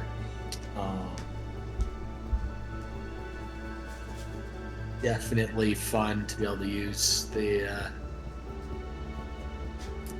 fun little abilities to hit things for more. But yeah, I'm thrilled to have a little. It's interesting because I'm like, I think Millie's like, what the heck do I do with this person? and it's weird that they're interested, like, reverence, but she doesn't really know what that means.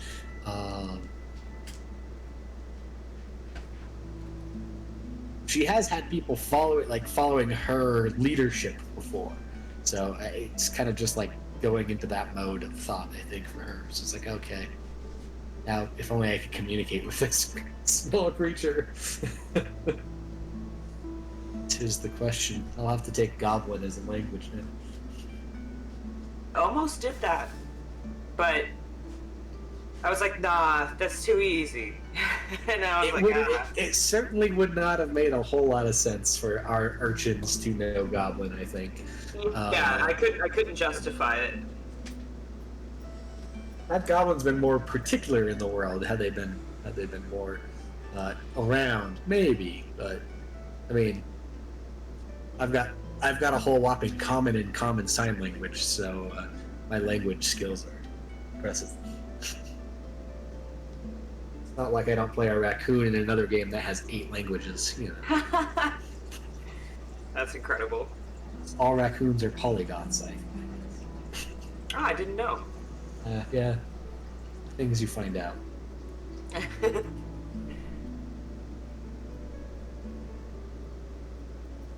But the dice said.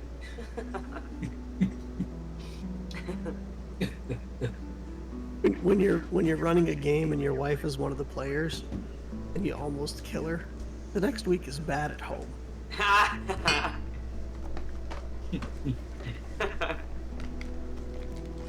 The immunity card.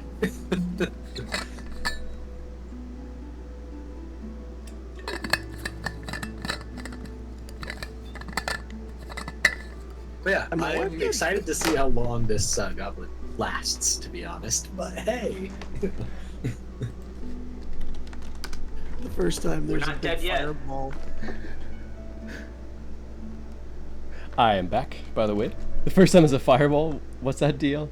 we were just saying how long this goblin could possibly last with us. My prediction is that we get fireballed and the goblin fails its save. Or even if it succeeds at save, it's probably done. Oh man. Yeah, it's definitely not as tough as you all are. Definitely not as tough. Heck yeah.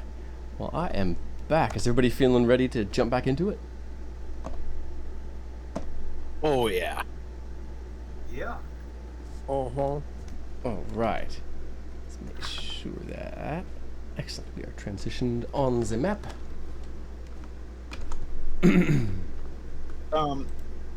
Just for in case I forget to say it, Lokag is constantly on the lookout for more hand axes. He wants to have a belt full of hand axes to throw. That's totally fair. So it sounds like you all's plan was to slip further down the stairs and move to the first level of the tower. Is that right? Or did you all have a different idea? I think that's what we were doing.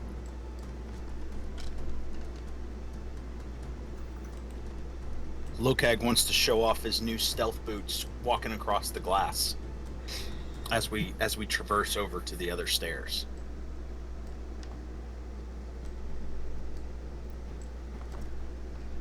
All right, well, go ahead and make that stealth check then. And for everybody else, you all can make those He says- stealth and perception checks. He says very quietly, "Hey, serious face, watch these." And then he does this, and he just crunches on the glass. Is that with your plus Awesome. 2? That was yeah. Yeah, it was. I rolled a 3. Excellent. Not on the glass. I thought they would not break. I must be heavier than I realized. I need to go back to fighting weight. Now those are just cluttered with glass. They're always gonna crunch. Lokag will take some time to pick the shards of glass out of the cloth before descending the other stairs.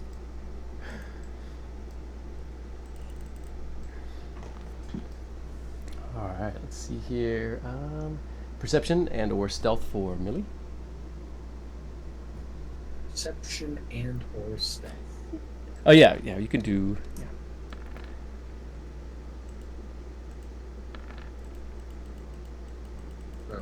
Awesome.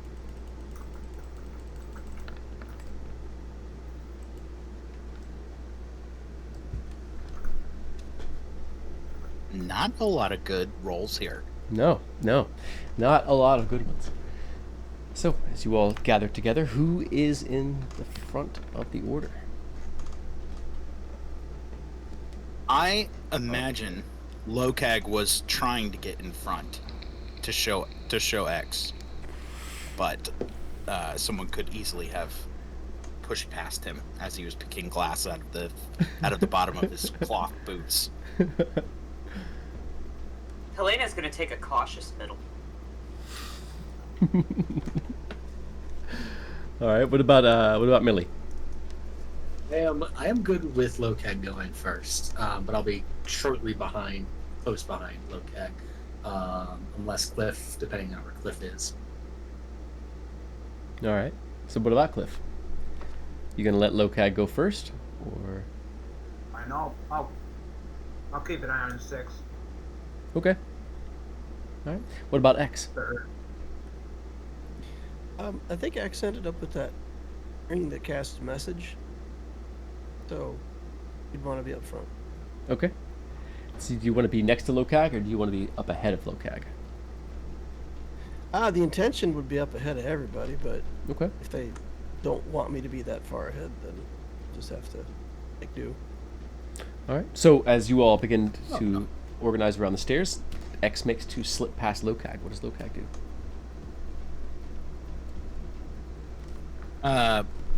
Lokag, after picking out a few shards of glass, is gonna follow behind X. Try and be a little quieter as he descends the second flight of stairs.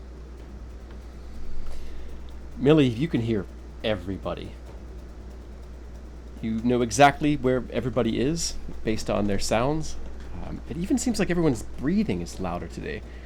Perhaps being around Near Helena. right. Yeah, I guess being sort of right toward the center.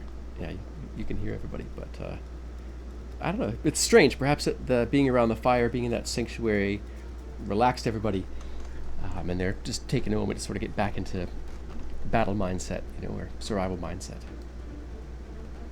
But X, you wind down the stairs.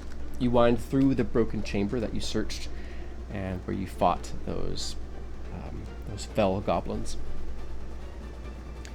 You continue to wind around the inside of the tower, making your way down into the darkened base. Well, not entirely. There's some dim light, again, some gold light coming back in through the broken windows as you make your way down. Let me go ahead and bring us over.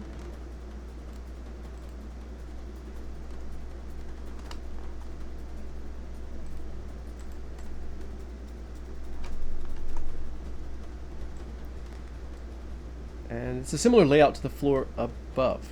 There's a central area that's surrounded by doors. But instead of stairs going down opposite you, there is a door. It's partially opened. At least one side of the massive double doors partially opened. And in the center are the statues of the Tuatha Dea, or at least many of them. There are, the chief are most obvious. You have Lu with his great spear. You have the Dagda with his club. You have Ogma with his great staff and his book, the Book of Anu, you think. You see Brigid with her hammer and sprig of herbs. You see Tuon restored its arm silver, where the rest of the statue is covered in gold. But you also find, sort of as it goes, the largest are up top, and they're sort of smaller as they go down. But there's also little nooks and crannies set in what seems to be a giant stump of a tree, wrought in steel, inlaid with silver. And they're small, little knot holes, and where there's smaller statues.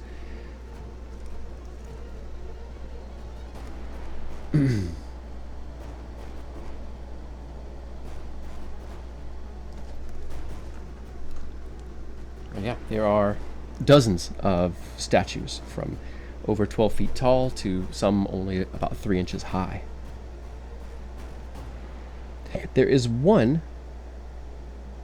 X where a statue has been melted, it seems. The name plate is blank, as if there was never a name here. But you know there was once a name here. Not one of the Tuatha Dea, but one of the heroes, one of the descendants of the Tuatha Dea. Cuchulainn. His statue is gone. His name is no longer on the world tree, as this thing was known. And the temple was lighted, and there were acolytes here. This place makes no sense. Why is this here? What is this thing? She goes up to the tree in the center and just callously touches it and examines it. Yeah, it seems to be a construction of steel, hollow, not solid metal. It rings as you touch it. I believe it's just a shrine. But not for the goblins, obviously. No, was here before them. I just don't get it. It's been sitting in the city for, I think, before we got there. Oh, well, not the city I know.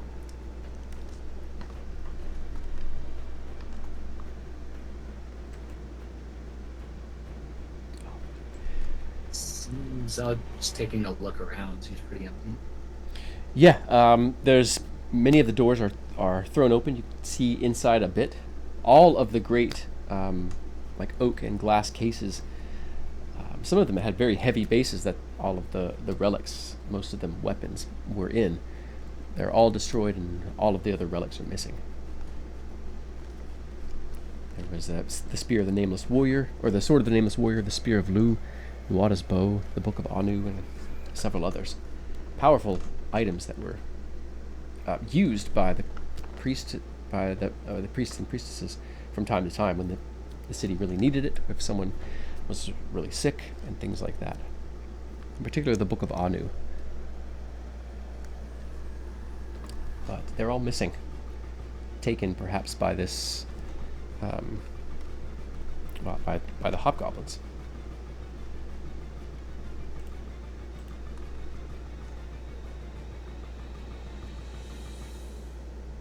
We're just gonna look around and just take it all in.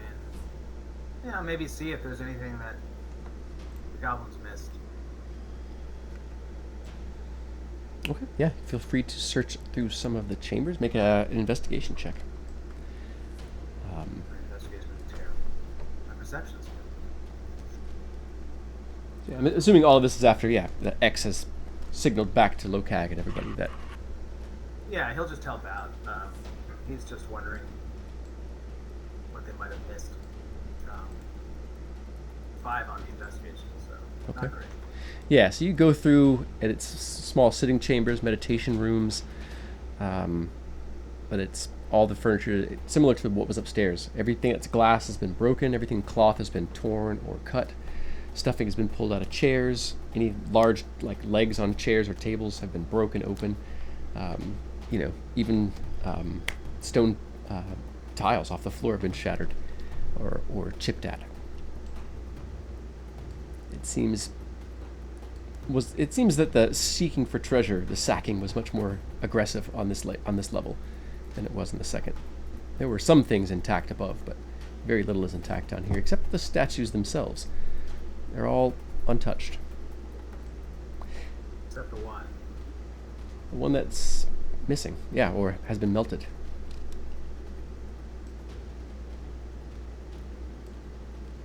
So, yes, X, if you perhaps pat it around, signal to everybody to get them back down the stairs. So what does X do as he's comes into the area? You notice this statue missing. Is there anything else that X does? I think at that point, X is just going to stare at the empty space for a while, trying to collect himself and not show anything to the group. Okay. In that case, make a deception check.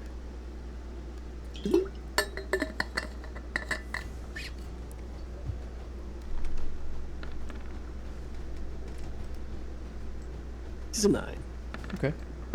So what might the party notice? Because a lot likely people are noticing. X might not know that they're noticing. He might think he's playing it off without a hitch. But what do they notice, do you think? Weird about his posture. He just goes rigid. Like he's trying to sneak and be stealthy, and then all of a sudden he's just standing there stock still, staring at this statue.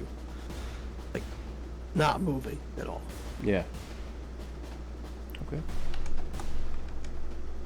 I think Helena is kind of hyper-vigilant and very keen of, like, body language. Mm-hmm. And she doesn't know what to make of it, but it makes her tense, too. She's like, why are we tense?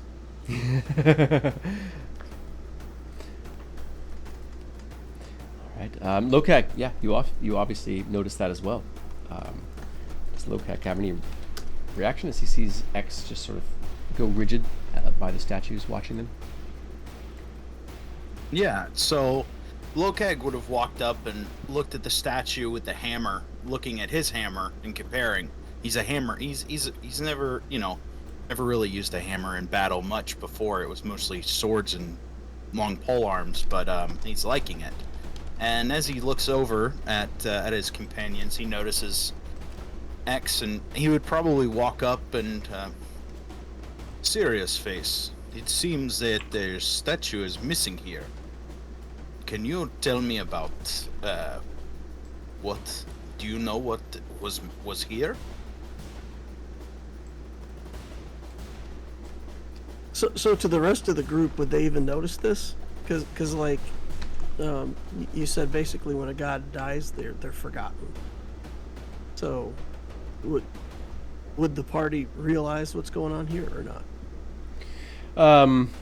Unlikely. You might see a melted puddle.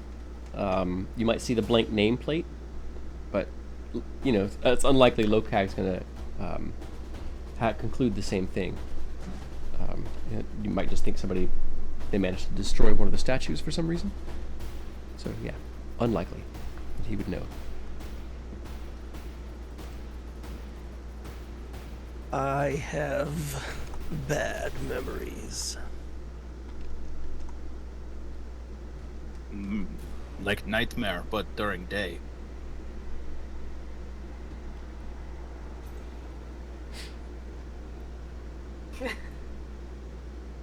Let's not discuss this.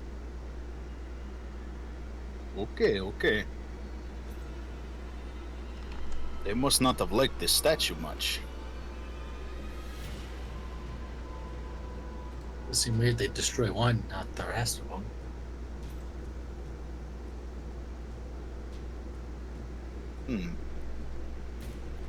Like, maybe they just didn't like this one. Or they really liked it, took it with them. There's a bit of melted metal at the bottom of the alcove.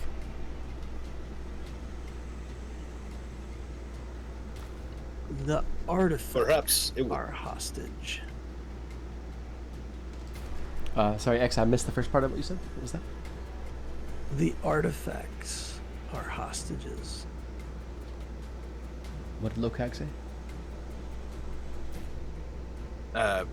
He was just going to suggest maybe the statue was too beautiful, and the goblins got jealous. Then X says, yeah, the artifacts are hostages. So we have people to save and items, relics. honest, I've never been in here until now. That's exactly let every street urchin into these type of places.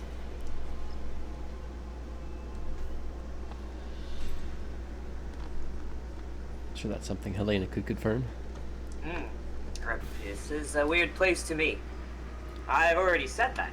It's fancy and it's around a bunch of smelly goblins. You didn't even know it was a tower in the city prior. I also barely noticed it. It was very off the radar for us.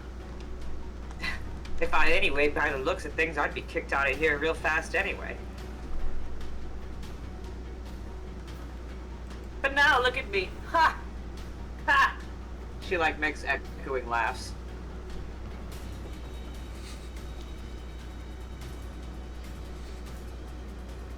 Well, we did see a line of goblins leaving the tower before we got here, Cliff and I. Cliff, weren't they headed north? Wherever north is in this tower. I can't seem to tell direction too well. That way, past the statues, if we were above.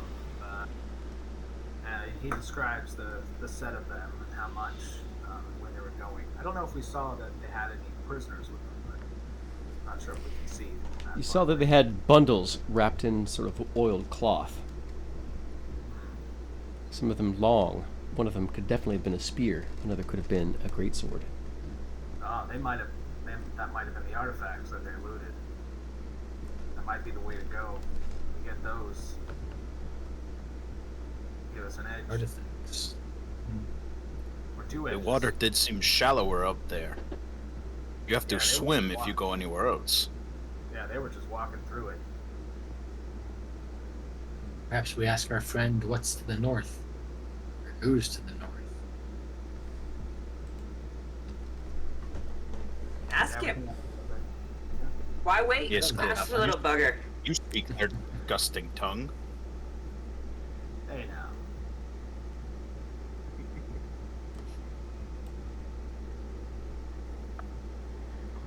Growlix is sort of looking at you all expectantly, hesitating to come down the stairs. He keeps looking back up toward the light. And the further you all go toward the bottom, the more he starts grumbling low under his breath and looking back up as if he would much rather be back up in the flame chamber. He stays with you all. He'll tell him, hey, look, we think they went north and they took all the things they stole from here. And I think we're going to Yes. try to go after them. No. Hobgoblins and their champions are Algravac and Root Eater and Gearlag and their devastators, Sight Blinder, their priestess, Hekera. Not safe, you guys. I don't think we're ready for this. We need an edge to get an edge, I guess. I don't think any of this is going to be safe. No matter where we go. Sounds like that's the way to the bosses. Or at least a group of... Stairs and temple close together. Some bosses in the temple with artifacts making magic over them. Temple has 2 guards outside, but he can sneak by to stairs. The goblin definitely seems to be favoring the sneaking option, but you all are in charge and the goblin is not. Maybe a combination. Maybe we sneak them. Some of us sneak through, and a few of us take up positions and at range and start distracting them and taking shots. And the other ones can come in or behind them, maybe take them out.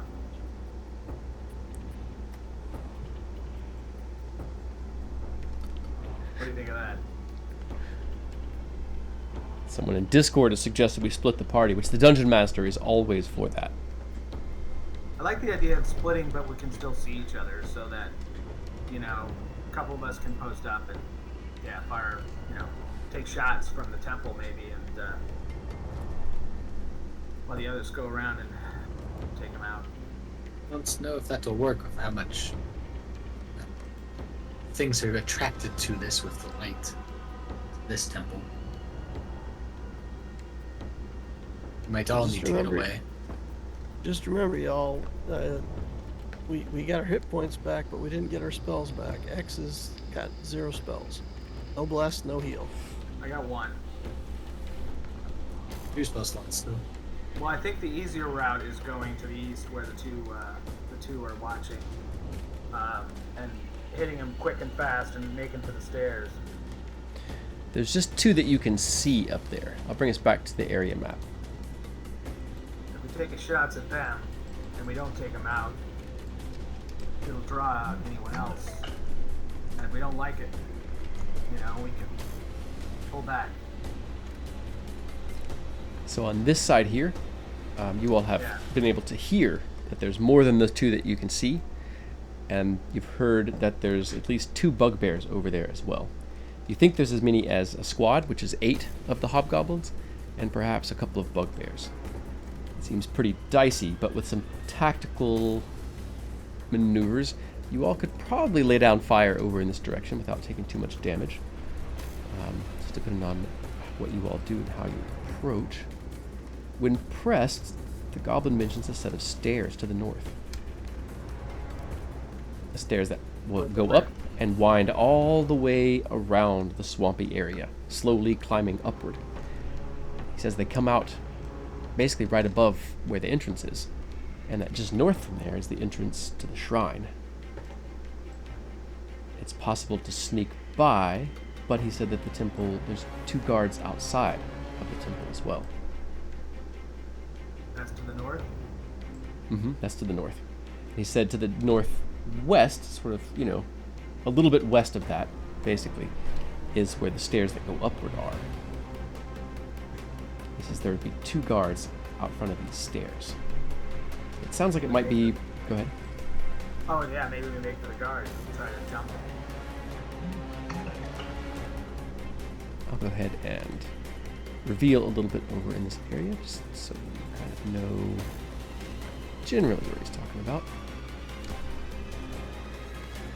So So when stairs you say in between these fires is the entrance to the temple, and right about where I pinged, he thinks that's where there's 2 guards to the temple and 2 guards out front of the stairs as well.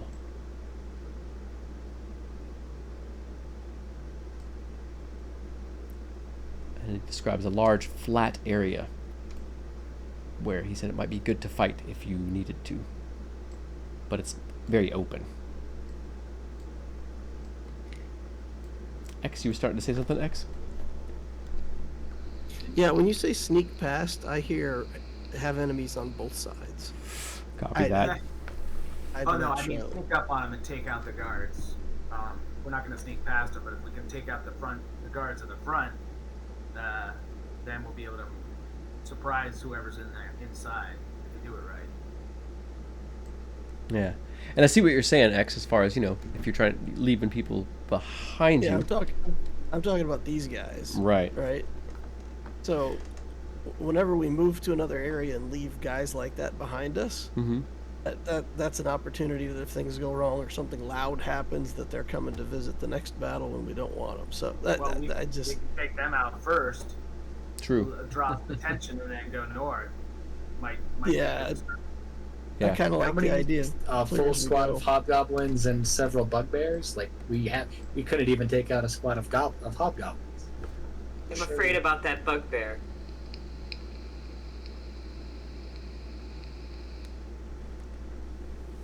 Well, I mean, as I see it, we could stay here and shoot these guys in the face, and there ain't a whole lot they can do but shoot back. True. We'd have a nice little ranged battle. Their shootings were doing some good damage to us. If Well, we'll we have remember cover. that. That was provided they were one of them was in combat with you. Yep. Right. Once they mix it up, they start doing extra damage. But X is onto something. All they can do is get their normal attacks mechanically, their normal, D whatever plus whatever.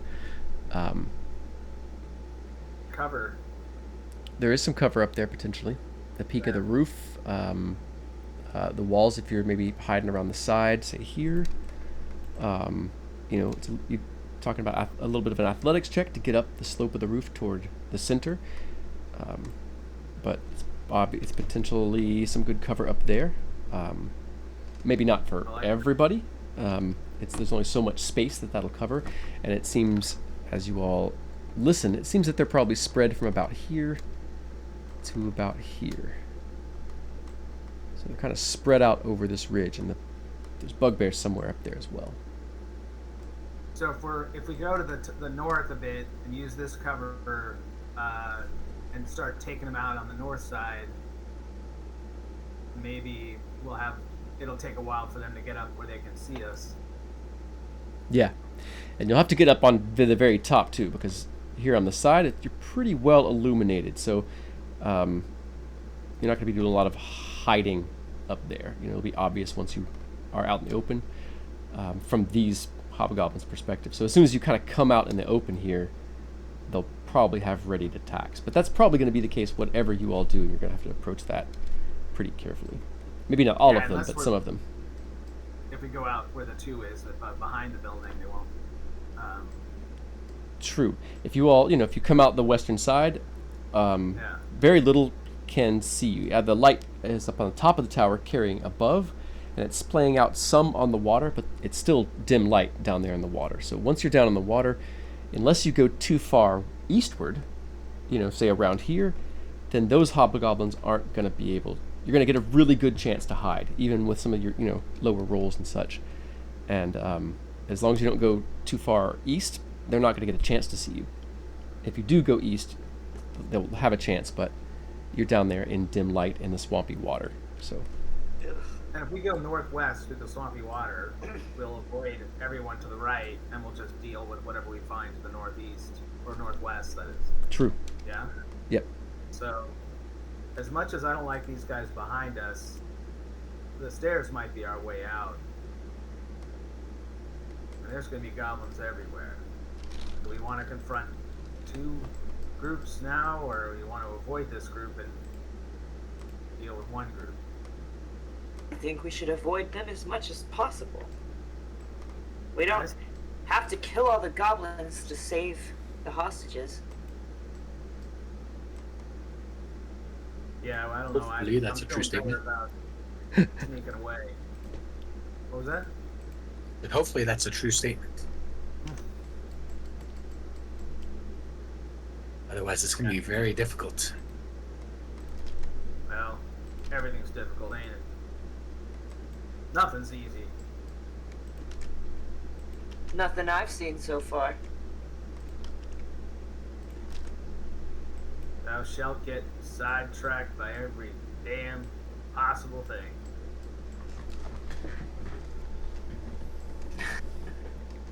Right, we are stealthing our way to the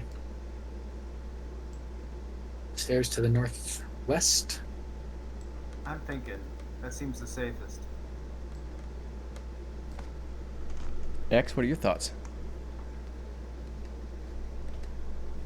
If I'm the only one that wants to fight those hobgoblins, then yeah, I'm outvoted. So I'll grab onto Lokag's belt because I don't want to make athletics checks to swim.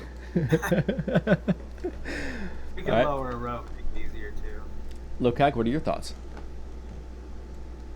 Well, I am not so good at shooting, so perhaps going north would be better for me. All right. Well, I'm sticking by him. He's big. We could always go south and visit old lady. She may have good cooking or something. Maybe she knows how to walk on the top of water. I don't know. That is impossible. Yes. What's that, Pon Pon? Maybe she knows how to eat us. I don't trust anyone. All the things here, we're seeking the meat for the masters. Seems to be.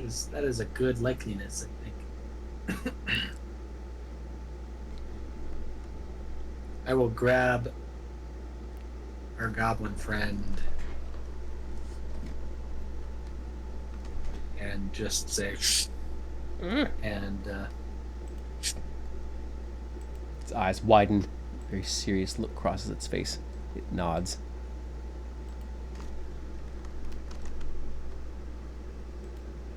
start heading out the north door, heading northeastward. Okay. So there's only one door, and on the original map we were on, it's toward the bottom of the map, but that would be the west. So looking at the front doors. Where number 2 is? Mm-hmm. Yeah. Did the goblins have helmets and shields and that kind of thing? They have heavy chainmail. Some of them have leather caps or chainmail coifs, or maybe like a steel just cap, but not full helms. We could wear them, and at least from a distance, maybe they can't tell if we're not hobgoblins ourselves. That's true enough.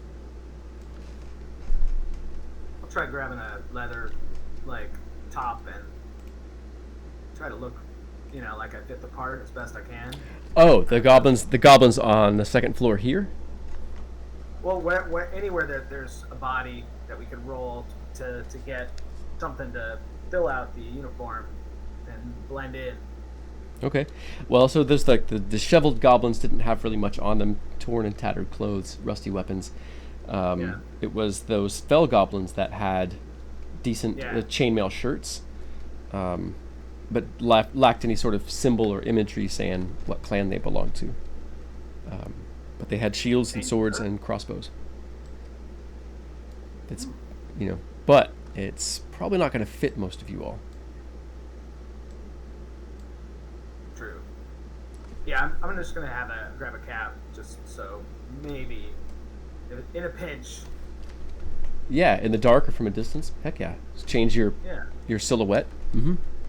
A little bit, yeah. And maybe fill out Locag a bit and offer up to the rest of the group. Okay. So, Millie, as you make your way sort of toward the door, telling Gravelix to shh,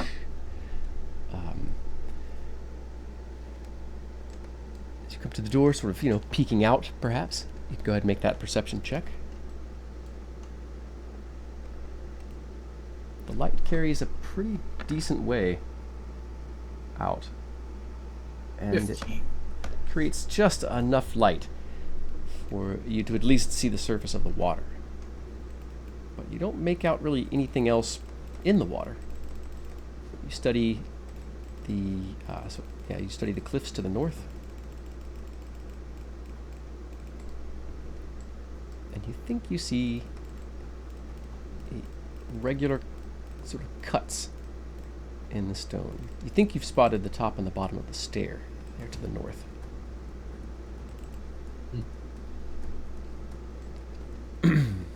The water undulates and ripples as if there's things beneath the surface that are moving. You don't see any out in the immediate area out in front of you, but out on the edges to the north in this direction and then to the south. The water, all of it, is sort of undulating a bit. You get this sense that water is still maybe flowing in or out of here from somewhere else. And just watching stuff sort of, drift across the surface of the water. You can make a survival check. And anybody else who's looking out with Millie can also make a survival check. See if they can, just observing the water and currents and see what you can guess about it. Yeah. And they know about the slime. Yeah. Awesome. So Millie and Hell Locag yeah. and Helena. Awesome. So Wow. you think you're sensing two different sets of currents. One coming from west and slightly south of you. Sort of back out this direction and on. And the other coming from directly south of the tower, the area you all entered from. Which makes sense, because that's where the bottom of the stone seems to be broken open. And that's here. And of course, and it has sunk down to the ground, cracking through both the royal passageways and sewers. So you think sewer water is flowing in, And then as you watch, you sort of reassess that western current flow. You think it's actually coming from southwest. Lokag and Helena, you think it's probably coming from that unnatural shack, that cottage floating in the swampy water to the southeast or southwest. You think the swampy water is actually coming from there, and the sewage water is coming from the southeast. And they're both kind of flowing northward.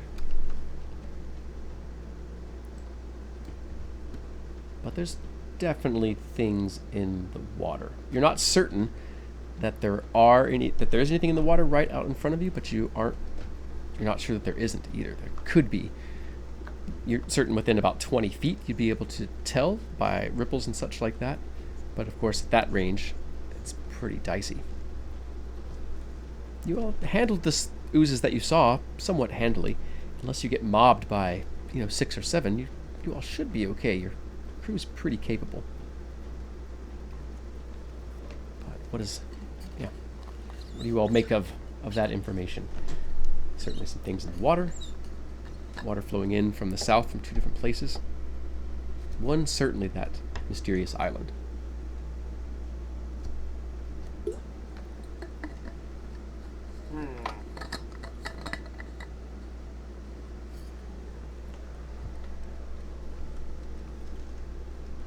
I roll garbage, so I have no ideas. Fair. Looks fine to me. There are creatures nearby, but they are decently out there. I guess with those survivals, do we see that the water's shallower anywhere? That because Lokag and Cliff saw the goblins just walking. Yeah. From here. Yeah. I mean, the goblins were up to their armpits, and it seemed a pretty specific path through it. But as murky as the water is, you can't really tell. You can tell that it must be a little bit shallower in this given area I'm going to outline. That's the wrong thing. Just because the way that the water is moving. But it's hard to tell exactly where that is. So, I imagine that Helena would definitely regale as much as she could. Mm-hmm. Which I imagine she spent a lot of time in sewers and stuff, and just paying attention to odd things. So, she doesn't know what to make of what she observes, but she passes that along to the party. Okay. That there's different waters moving in from 2 points on the map to the southeast and southwest. That the water's maybe more shallow there. It all seems to... She also feels confident that she could help navigate through it. Well, yeah. Yeah, I mean, if it helps avoid goblins. As long as you're going first, I'm good. No. The rest of us will be right behind you.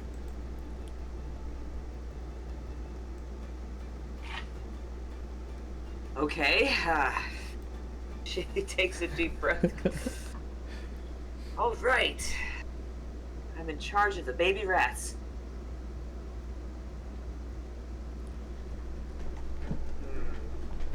So I'd like her to follow along, like, the shallow parts. Okay. As described, to try to get over to the other side here.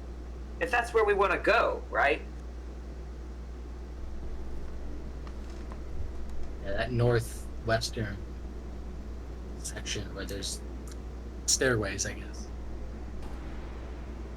All right, that's what I thought. So, I don't know. I guess follow me. Look, Lokag will go right alongside of her. He figures he's tall, so if need be, maybe he can. What's shallow to him might not, be shallow to someone else. Good thinking. I mean, I'm kind of small, so it would be a good assessment. And I'll protect you all from the slimes, don't you worry. I hate them. I know them. The small goblin nods, as if taking heart, though he doesn't understand exactly what you're saying. But he looks from you to Millie to Cliff for reassurance. He looks around, Nod. sort of reaches down for a weapon that's not there, and noticing that, just sort of shrinks down, trying to look even shorter than the rest of you. And starts drifting really wants toward to the like back. him. He starts drifting toward the back, not trying to hide and get away from everybody, but obviously trying to be in the very back rank. Not interested in meeting any of the problems out there in the stone.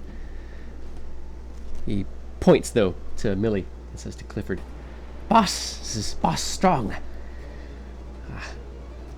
Goblin lady Strong, too." He points at Helena.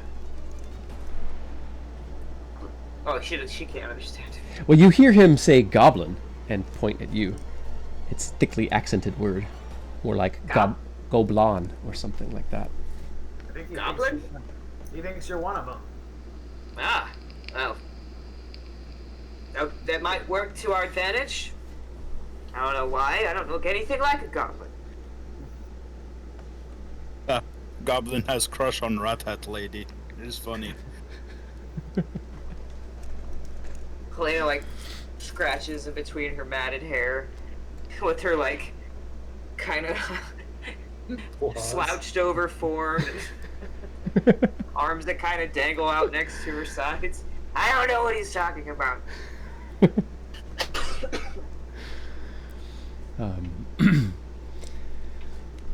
So yeah, you all now sort of all stacked up around the door, looking out. Helena, Lokag, now stepping down into the water. As you step off the side, you don't find the bottom. You find yourself sort of treading water for a brief moment, but quickly, once you move, another 5 foot square west, Helena, you can touch the bottom. And you're probably up to maybe, probably up to your waist, perhaps, maybe your hip in water. Lokag is barely up to his hips in water. Helena, you're likely up to your waist. Or, belly button, perhaps. And, Clifford, you see Helena almost disappear underneath the scum-topped water. But, pumping her arms under water, manages to get herself back in position. Gravelix, sort of pads along behind Millie, eyes wide. And where's X in all this? Lokag's shoulders. All right, Lokag. As you start to step down the stairs, the submerged stairs, X approaches you, and X, please describe your actions.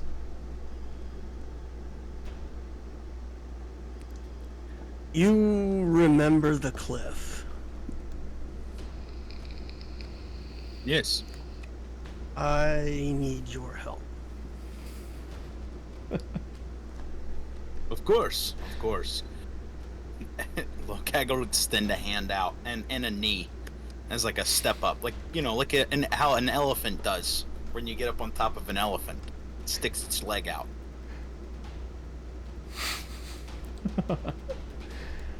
Well, there you are, X. X is going to climb up and he's going to try to look cool. I don't know if he'll succeed at it, but he'll try to look like he's not a little kid getting a ride. Make a persuasion check. Or deception, depending on how comical you think he actually looks. It's a 10. You managed to make it look not abnormal, or not normal, but you make it look no less normal than anything else you all have experienced in the past 16 hours. Right. Nobody really bats an eye at it. Well, at least, you all see this. How do you all react to this? Millie, as you're behind, you're probably one of the first ones to really see it, you and Cliff. So, Millie, do you have any response to this? Billy just goes, yes, carry the semi-tall one and look at the, 3-foot goblin. Mm-hmm. He's frowning down at the water. But he's waiting for you to go first. Yeah, Millie jumps in, heads over to the area where it's shallow. Goblin runs Cliff will across help the... him. Oh, go ahead. Cliff will help the Goblin go down, join the rest, and follow in the back. The goblin sort of waves his hands away and just leaps, just jumps over and splashes down into the water. He gets a small wave of Maybe muck Goblin should over go Helena. first. A small tidal wave of muck-encrusted water splashes over Helena.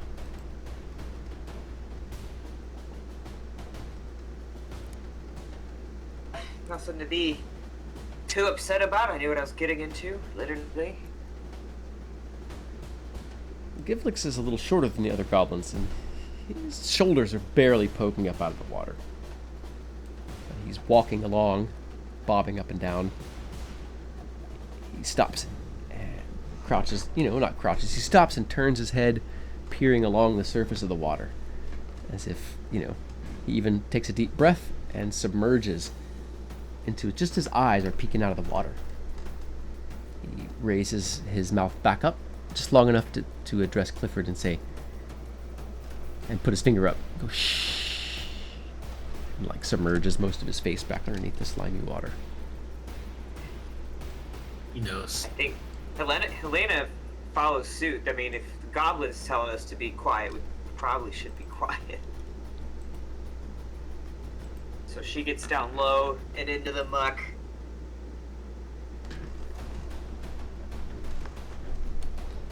All right. So who's taking the lead now? Is Helena still in the lead? You all push. She says she knows how to get through it. So Okay. Follow them. All right.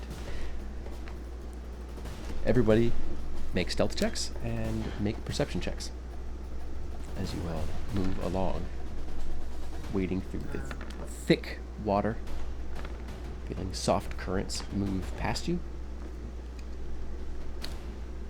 You'll occasionally see a bit of a rib cage, the curve of a spine, a small skull. Small but familiar to Helena. You find the remains, at least, of some rats. They're very old, likely died a long time ago. Clearly didn't get gotten by the slimes, because there wouldn't be anything left of them.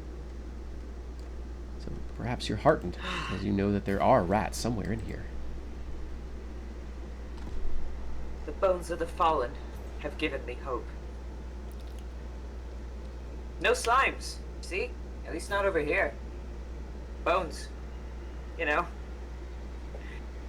Let's not give them any reason to come over here. Oh yeah, shh.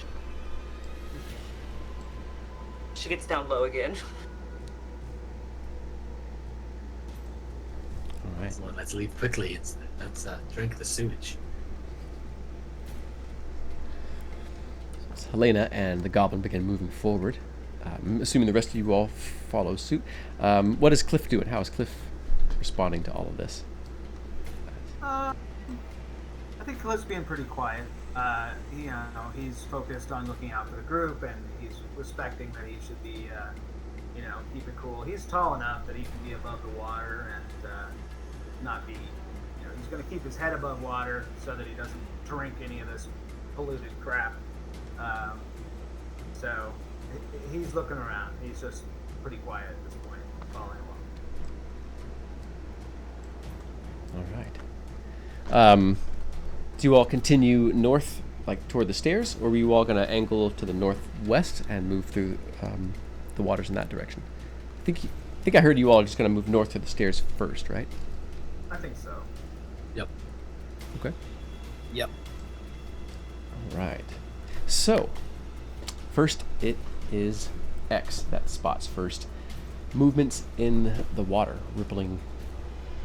Well, at first they're just what seem to be flotsam on top of the thick undulating surface of the water.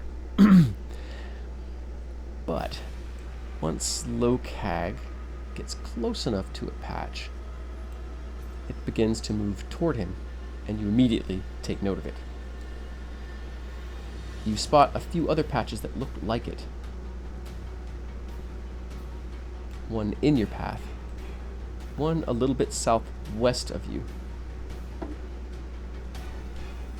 The waves of y'all's passing haven't gotten to it yet, but you suspect that's one of the things that alerts these slimes. So it looks like you'll have 3 of these to deal with, and at the moment, X, you're the only one that notices them. But one of them is clearly beginning to move toward Lokag.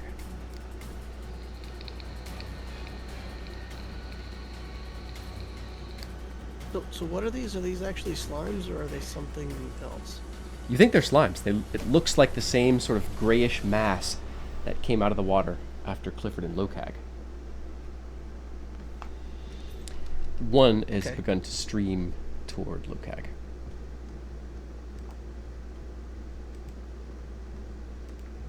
Three slimes are coming. And I will start to We point should them get out. them. We should get them moving then. Well, they are moving towards you. So, X, you can react. You can take an action against one of them, and then it'll be initiative. Now, granted, even within initiative, you all might have some way you can slip away. But let's see here. Checking other perceptions. Millie, you catch on pretty quick and can also take a single action as your reaction. Helena, you can as well. What am I doing? You can make an action against one of these slimes, or to defend yourself. But you can. Okay. Yeah, as you all are your group's sort of being surprised, but you all can take a reaction as these things begin moving towards you all. Okay, will I get sneak attack or no? Checking your stealth. Let's see here. Yes.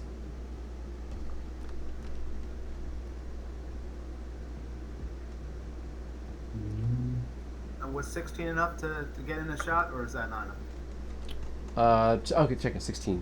Yes. Yeah, so I guess everybody but Lokag, unfortunately. Well, I'm definitely going to shoot it. All right. It's a favored foe. That it is. That is a hit with X's 23. 23 hit. That is a hit. 9 damage.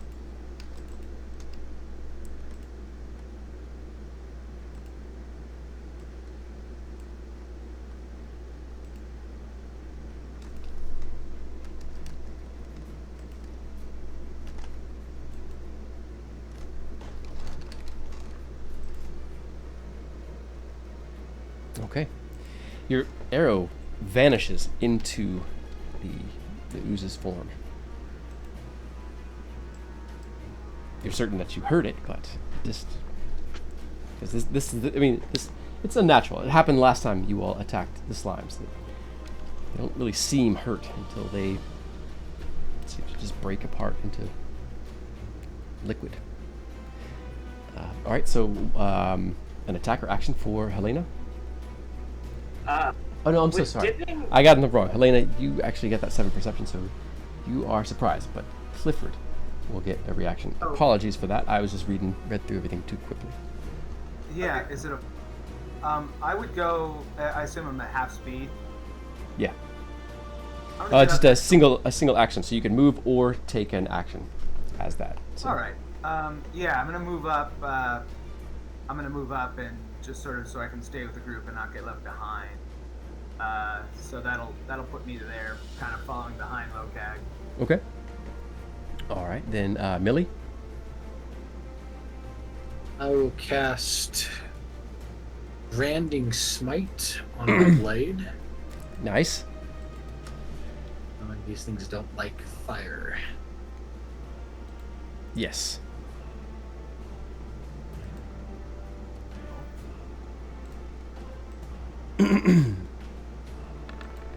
And then everyone can go ahead and roll initiative.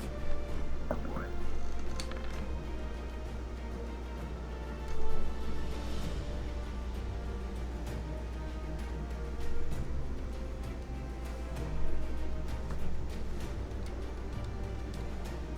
Is high in this. Yeah, Lokag's 22 is Lokag's way nuts. ahead of us. We're all And X, bullet time. We're like, what? right? All right, in top of the order, Lokag. You're in difficult terrain, but you can make an athletics check as part of your movement. It's outside the action economy. And if you roll high enough, then that will be reduced because you're pretty large. Be fighting or running? Yeah, what are you doing? So yeah, top of the order. What is Lokag thinking about doing? I mean, I figured we were Turn gonna zero. do a bit of both. Basically, just move as his idea is to move as far as he can to try and get to land on the other side at the north as quickly as possible. Hopefully, leaving a couple slimes behind. But he figures we'll have to, fight and move. So he doesn't really have too much that can affect the slimes. He's got a hammer he can smash them with, but he's not sure how much that's really going to affect a slime. All right. But yeah. X, what about you? What are you thinking? Just keep attacking. Does anybody want to trade initiatives with me with this alertness speed? I can trade initiatives. If anybody really wants to go 19. I think Helena really hates slime, so I think this might be the one time she would take a greater initiative. Let's do it. Yeah. Fair point. I like it. And Cliff's right behind you, Lokag. Like, we gotta move. All right, let's see here. All right, then what's Helena thinking about doing on her turn? Oh, well, I was curious if I've got that gray potion, that mysterious potion. Mm-hmm. Could I dip an arrow in it and shoot it? Yeah. That's what she's gonna do. Okay. As you dip the arrow in it, it turns to mist. You can still feel it. The arrow is made of mist. You can see it. You can hold it. But it seems to be made of mist. I don't know if this is gonna work. She launches it anyway. All right, make an attack roll. Oh no, sorry, that'll be on your turn. Sorry. So Yeah. what's Clifford thinking about doing? Head north, just pushing north. He'll be ready to fight if he needs to. Try to take out that the one coming towards us to the north and clear the way. Okay. Heck yeah. What about Millie? I think Millie's going to keep moving north as well, and then if one of these slimes gets within striking distance, it'll be stricken. Nice. All right. Well, then, top of the order is Lokag. Right. Here is athletics check for movement. Well, all right. So a 6. So he's just gonna move his 15 feet. Kind of straight on a northward path that way. And that's it for his turn. I guess he'll hold an action to swing his hammer if a slime gets within 5 feet. Okay. All right. How about Helena? Like I said, dip in the arrow and launch it. Okay. Let's say that was your bonus action to dip that arrow in the potion. All right, go ahead and make that attack roll.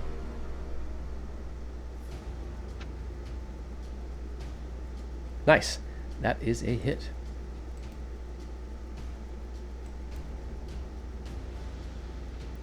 All right.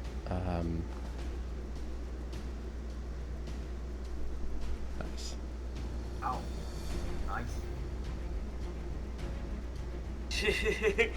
She hates slimes.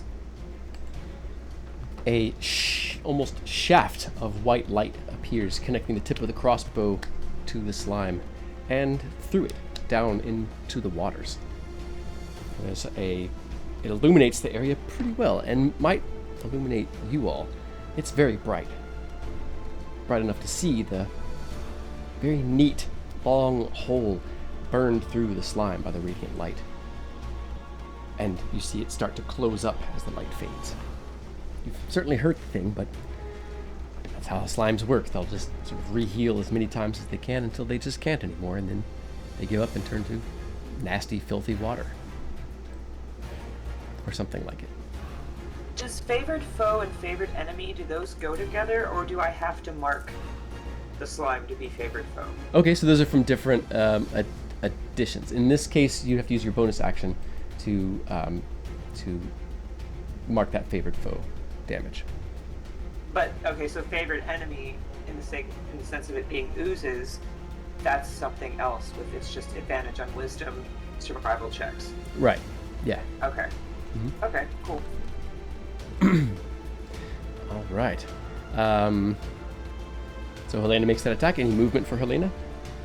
Yeah, I'd like to keep moving forward. So try to take out ones as we go, but still keep moving forward. Okay. So imagine I can move half. Mm-hmm.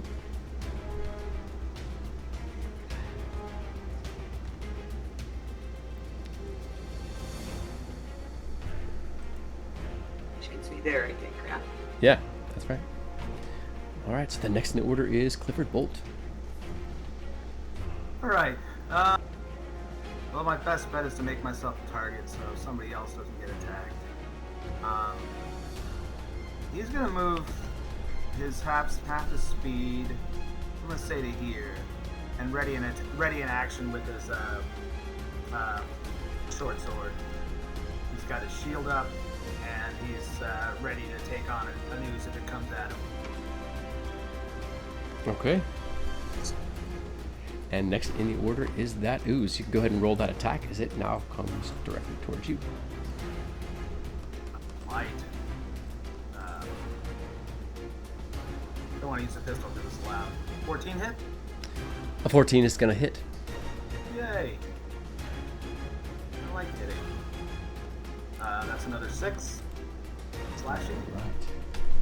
The blade slashes through sort of almost two flaps of gelatin sort of slam back together. The wound seems to close, but its movements seem more erratic. Its surface tension may be having difficulty holding together. But it is still capable of launching part of itself out to slam toward Clifford. For me, then. Oh, let's see here. This is going to be... Oh, grabby. And that is going to be a 12 to hit. Let's see. No. I'm going to use my GM Inspiration and re-roll that attack.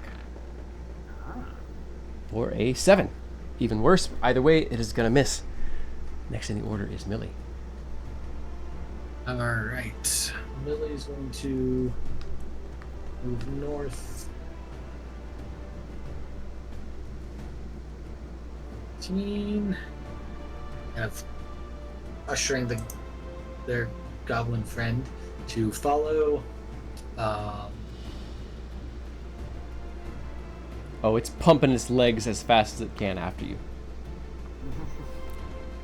Gravelix And is not to be left yeah. behind. It's moving up there, holding action. If the slime gets striking distance, you strike it. Okay.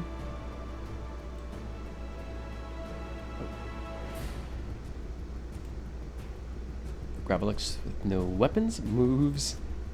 Let's see here. And just tries to hide behind Millie. Ducks back down as low as it can in the water and attempts to vanish. Let's see. Next in the order is X. Right, so there's an ooze flailing away at Clifford. That gives me an opportunity to do some sneak attacks, so let's it do does. that. Do you? Shoot an arrow. Pew! 16 to hit for 10 damage. All right. You can feel free to describe your actions or pass as you dispatch this ooze. I'll pass. I'll let you describe this one. Okay. So once more, activating your tattoo, that arrow sort of materializing out from your flesh, launching itself through the air. Again, it disappears into the ooze, but this time the whole form seems to undulate, shake, and then it sort of almost loses its viscosity and spreads out across the surface of the water and then soaks into it. Quickly vanishes. In seconds, it's hard to tell where the slime was exactly.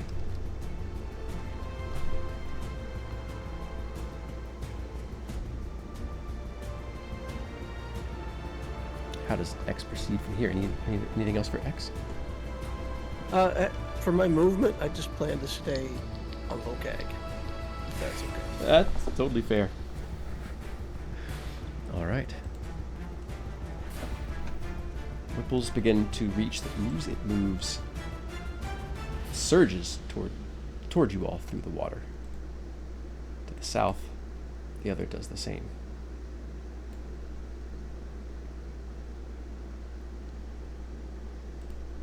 Next, at top of the order is Lokag. What are your plans for this turn, Lokag?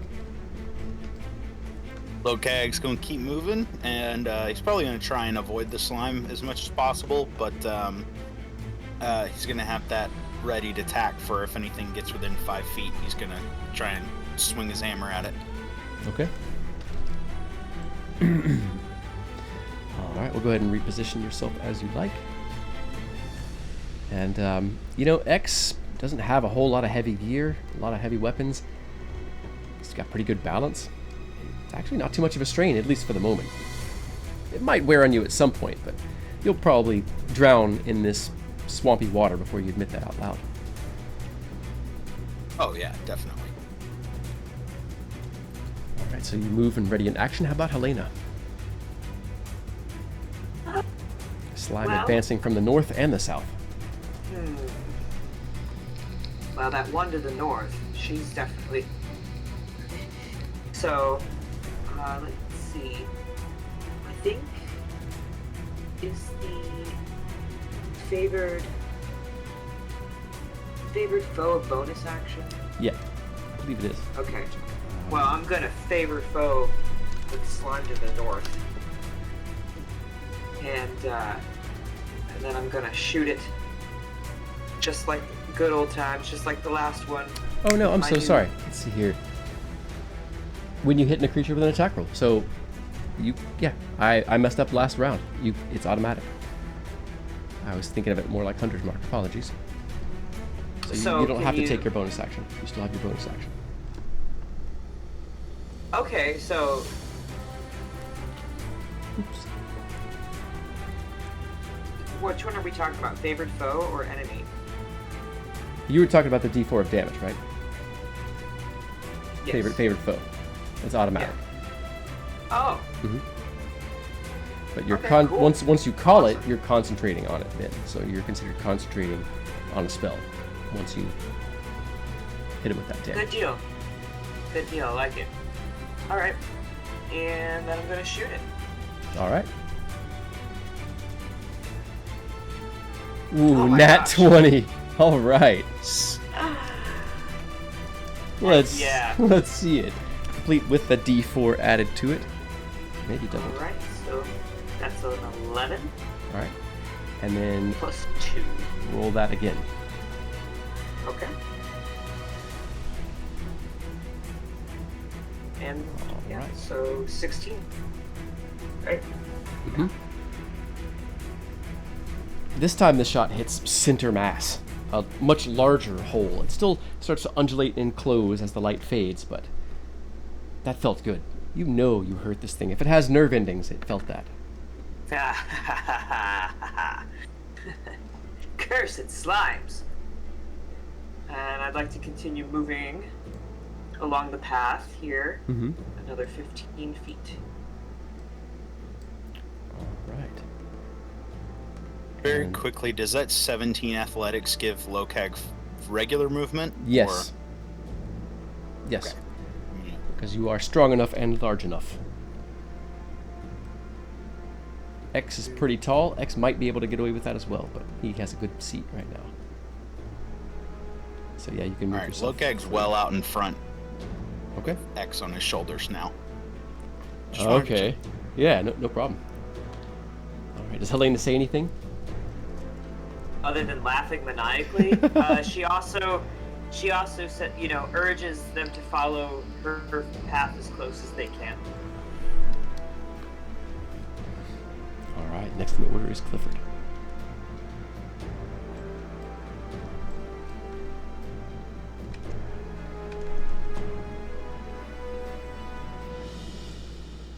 You're muted, Nick. Oh, you're muted, Nick. Yeah. I saw you pinging. I was like, oh. Yeah, sorry. No worries. He's again going to set himself up as a target, move through to the right, past the ooze, and ready in action. Okay. Awesome. Next in the order then. I'm sorry. Go ahead. That's it. I didn't mean to cut you off. Sorry. No, that's all right. All right. Next in the order then is Millie. All right, going to try and do the athletics check here for full movement. Oh, it's almost a But now it's 17. Yeah, he's still going to be at half movement. I think Well, I went ahead and did an athletics check if that helps. But I won't go that far anyway. Okay. I mean, I guess I could have closed on it, but that's fine. I'll keep my spot. Okay. I will rinse and repeat. So hold action. This ooze comes within 5 feet. I got this flaming blade. All right. Gravelix moves. Oh, goodness. All the rat lady. He does. It's no rat, it's goblin. Much more like, says the creature, And ducks its head back down to the water. Next in the order is X. Top Lokag's shoulders. I'm just ready in action to shoot the slime if it attacks any of my friends. All right. It moves toward Clifford and begins to attack. Several ready actions go off. Let's see here. Clifford's, right? Nope. All right, so Clifford first. 14 is going to hit. Mm-hmm. All right. Nice. That's 8. All right. Then Millie. It's not within range of me because it's not within 5 feet. Okay, fair enough. But hey, But X then. All right, 15 to hit for 14. wow. Feel free to describe or pass as you dispatch another ooze. So Clifford and I give it the old 1-2, like he sticks his sword in it, and while the ooze is held still for a second, it gets a nice big heavy crossbow bolt right through the middle of mass. And it just kind of melts off his sword and plops into the water. Awesome. All right, just a moment.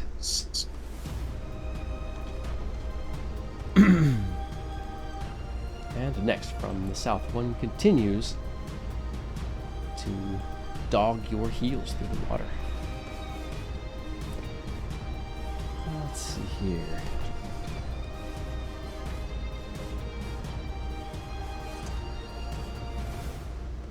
X, you're seeing more ripples from the west.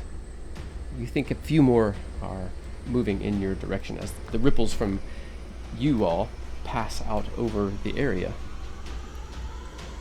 Not sure how the other goblins got through without being dogged or hounded by these.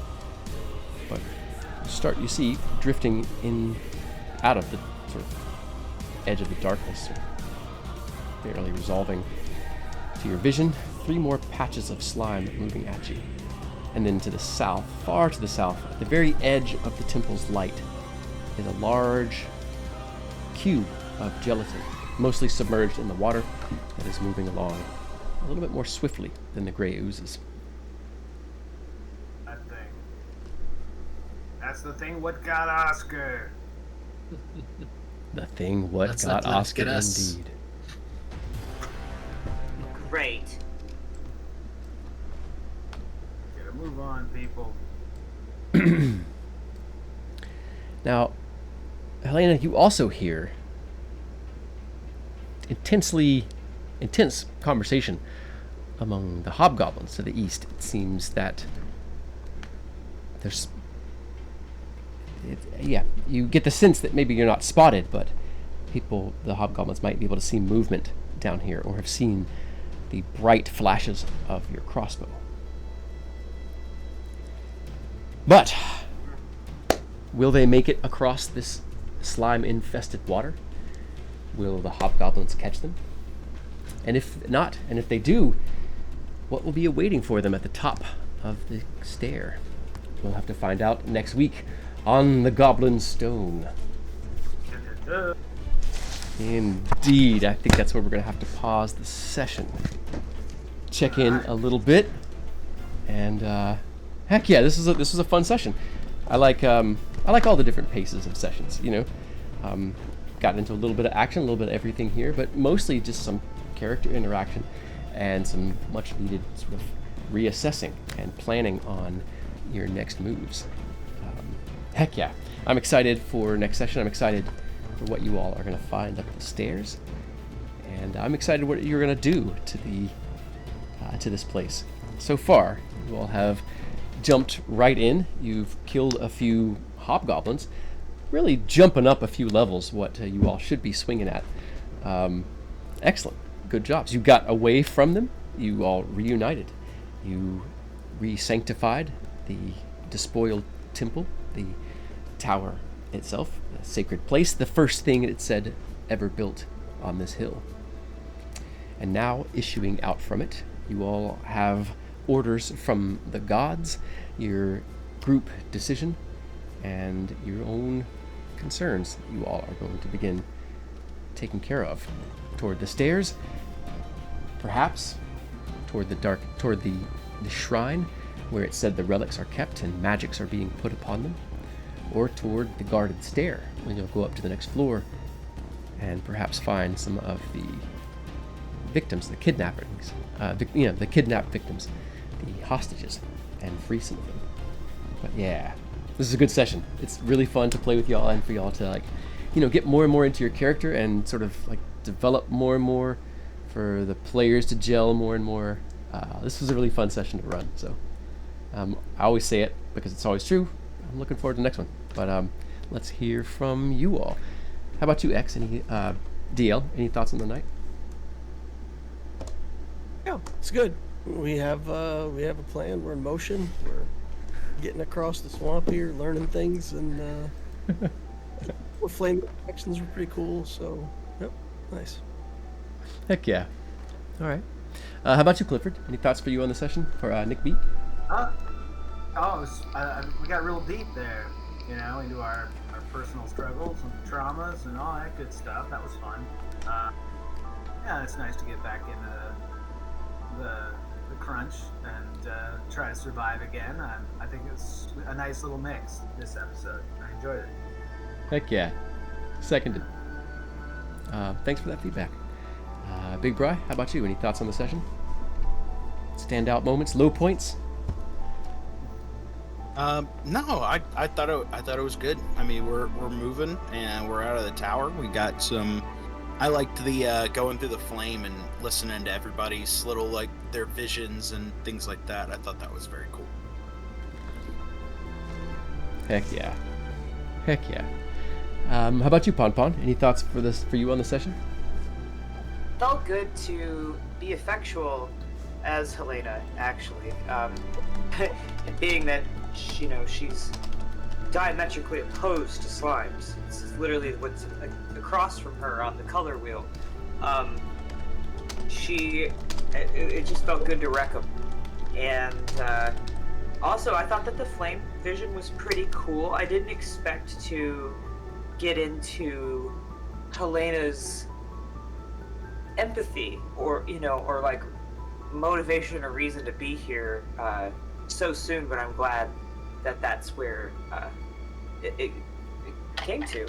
And also, I did a really crude drawing of just kind of doodling of our goblin friend. This is great. I don't know if you can see him. Oh, awesome. I love it. Heck yeah. That's him now. That's what he looks like. I'll keep working on him. He's kind of being drawn like a goblin is drawing him. So. Well, according to him, a goblin might be drawing him. That's like 30 times better than I could do. Same. Yeah. Well, heck yeah. Well, how about you, J Fink? Any thoughts on the session for you? I liked it. It was interesting to see what happened as everyone else went through the flame. And that was, I mean, having such little information about it to go off of, I was very curious and hopeful that we didn't just send somebody to their death through this flame.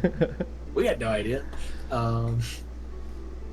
Definitely happy to get moving at the tower again and get kind of back into the world at large. But yeah, no, it was interesting getting to hear people's more characters' backstories or internal struggles. Is always very interesting. And we have Goblin companion who will try to keep alive at least 2 sessions. Well, you know, if you keep him alive, he may also start gaining levels. So we'll have to watch out for that. Let's see here. Pretty great. Only if you can take the subclass of College of Cuisine.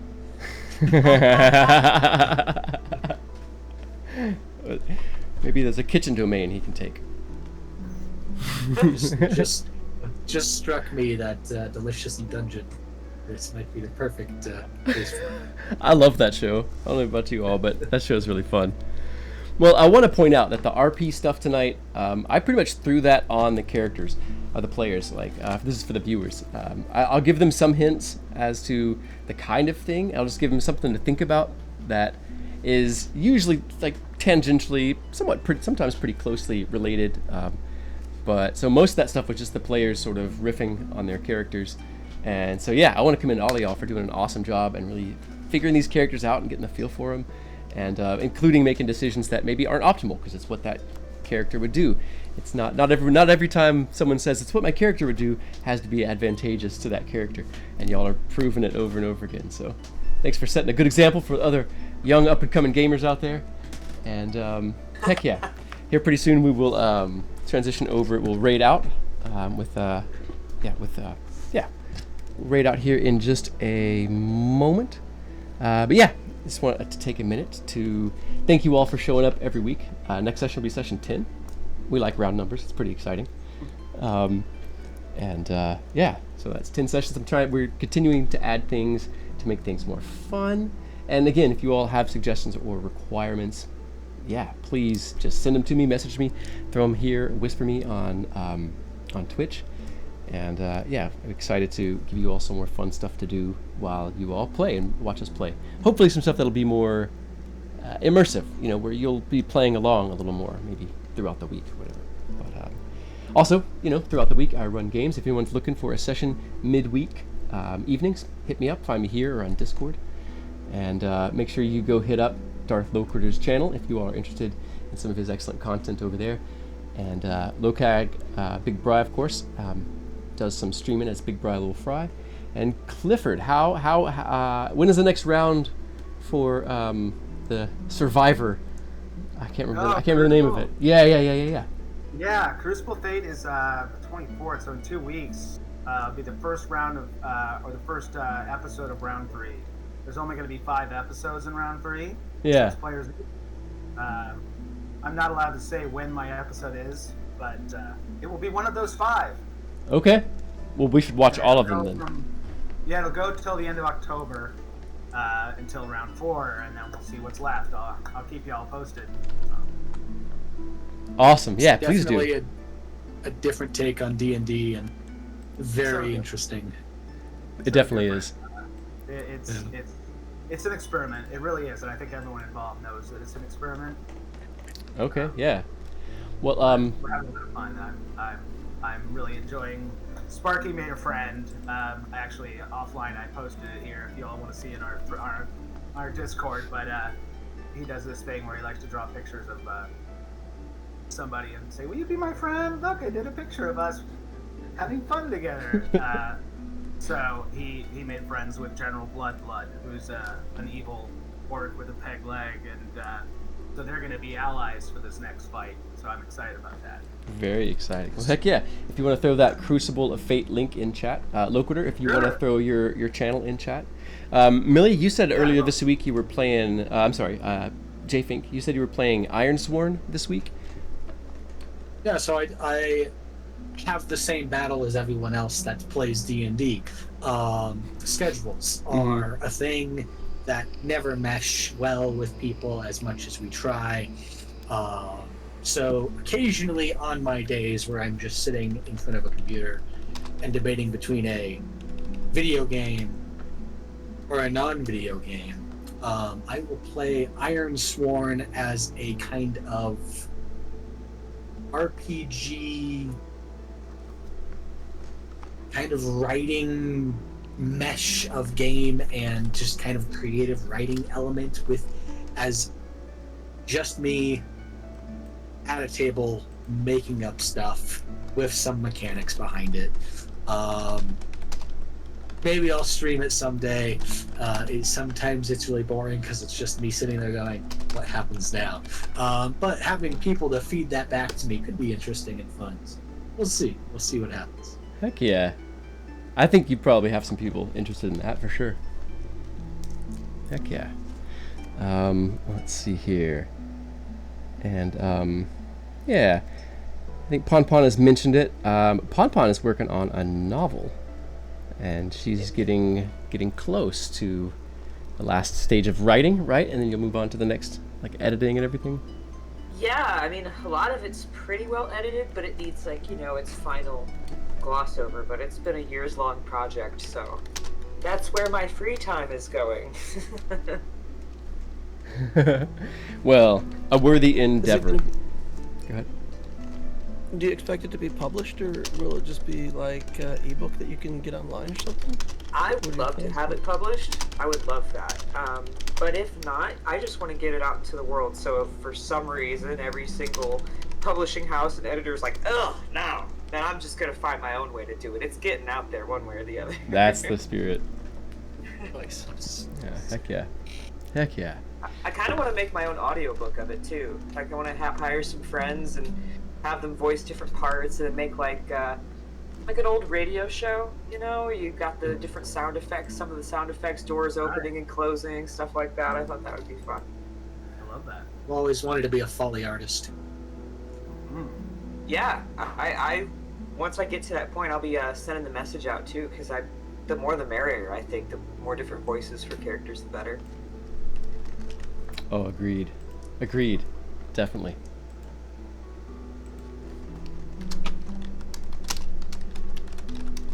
Oh, let's see here.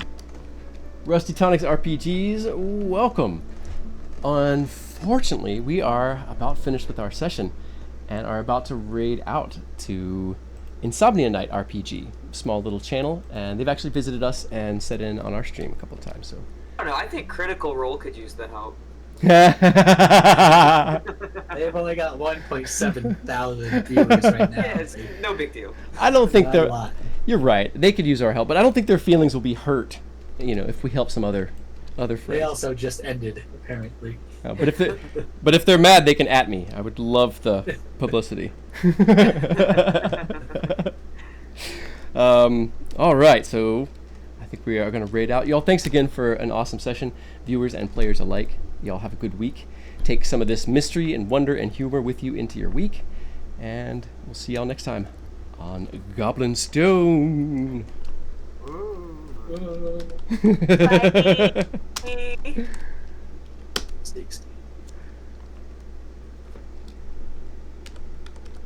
I'm still new at this. It's happening, I think. Yes. Oh, there it goes. Bye, everybody. Right on. It's happening. It's happening. Oh, it's happening. Ah! Thank you, Rusty. All right, say hi to everybody.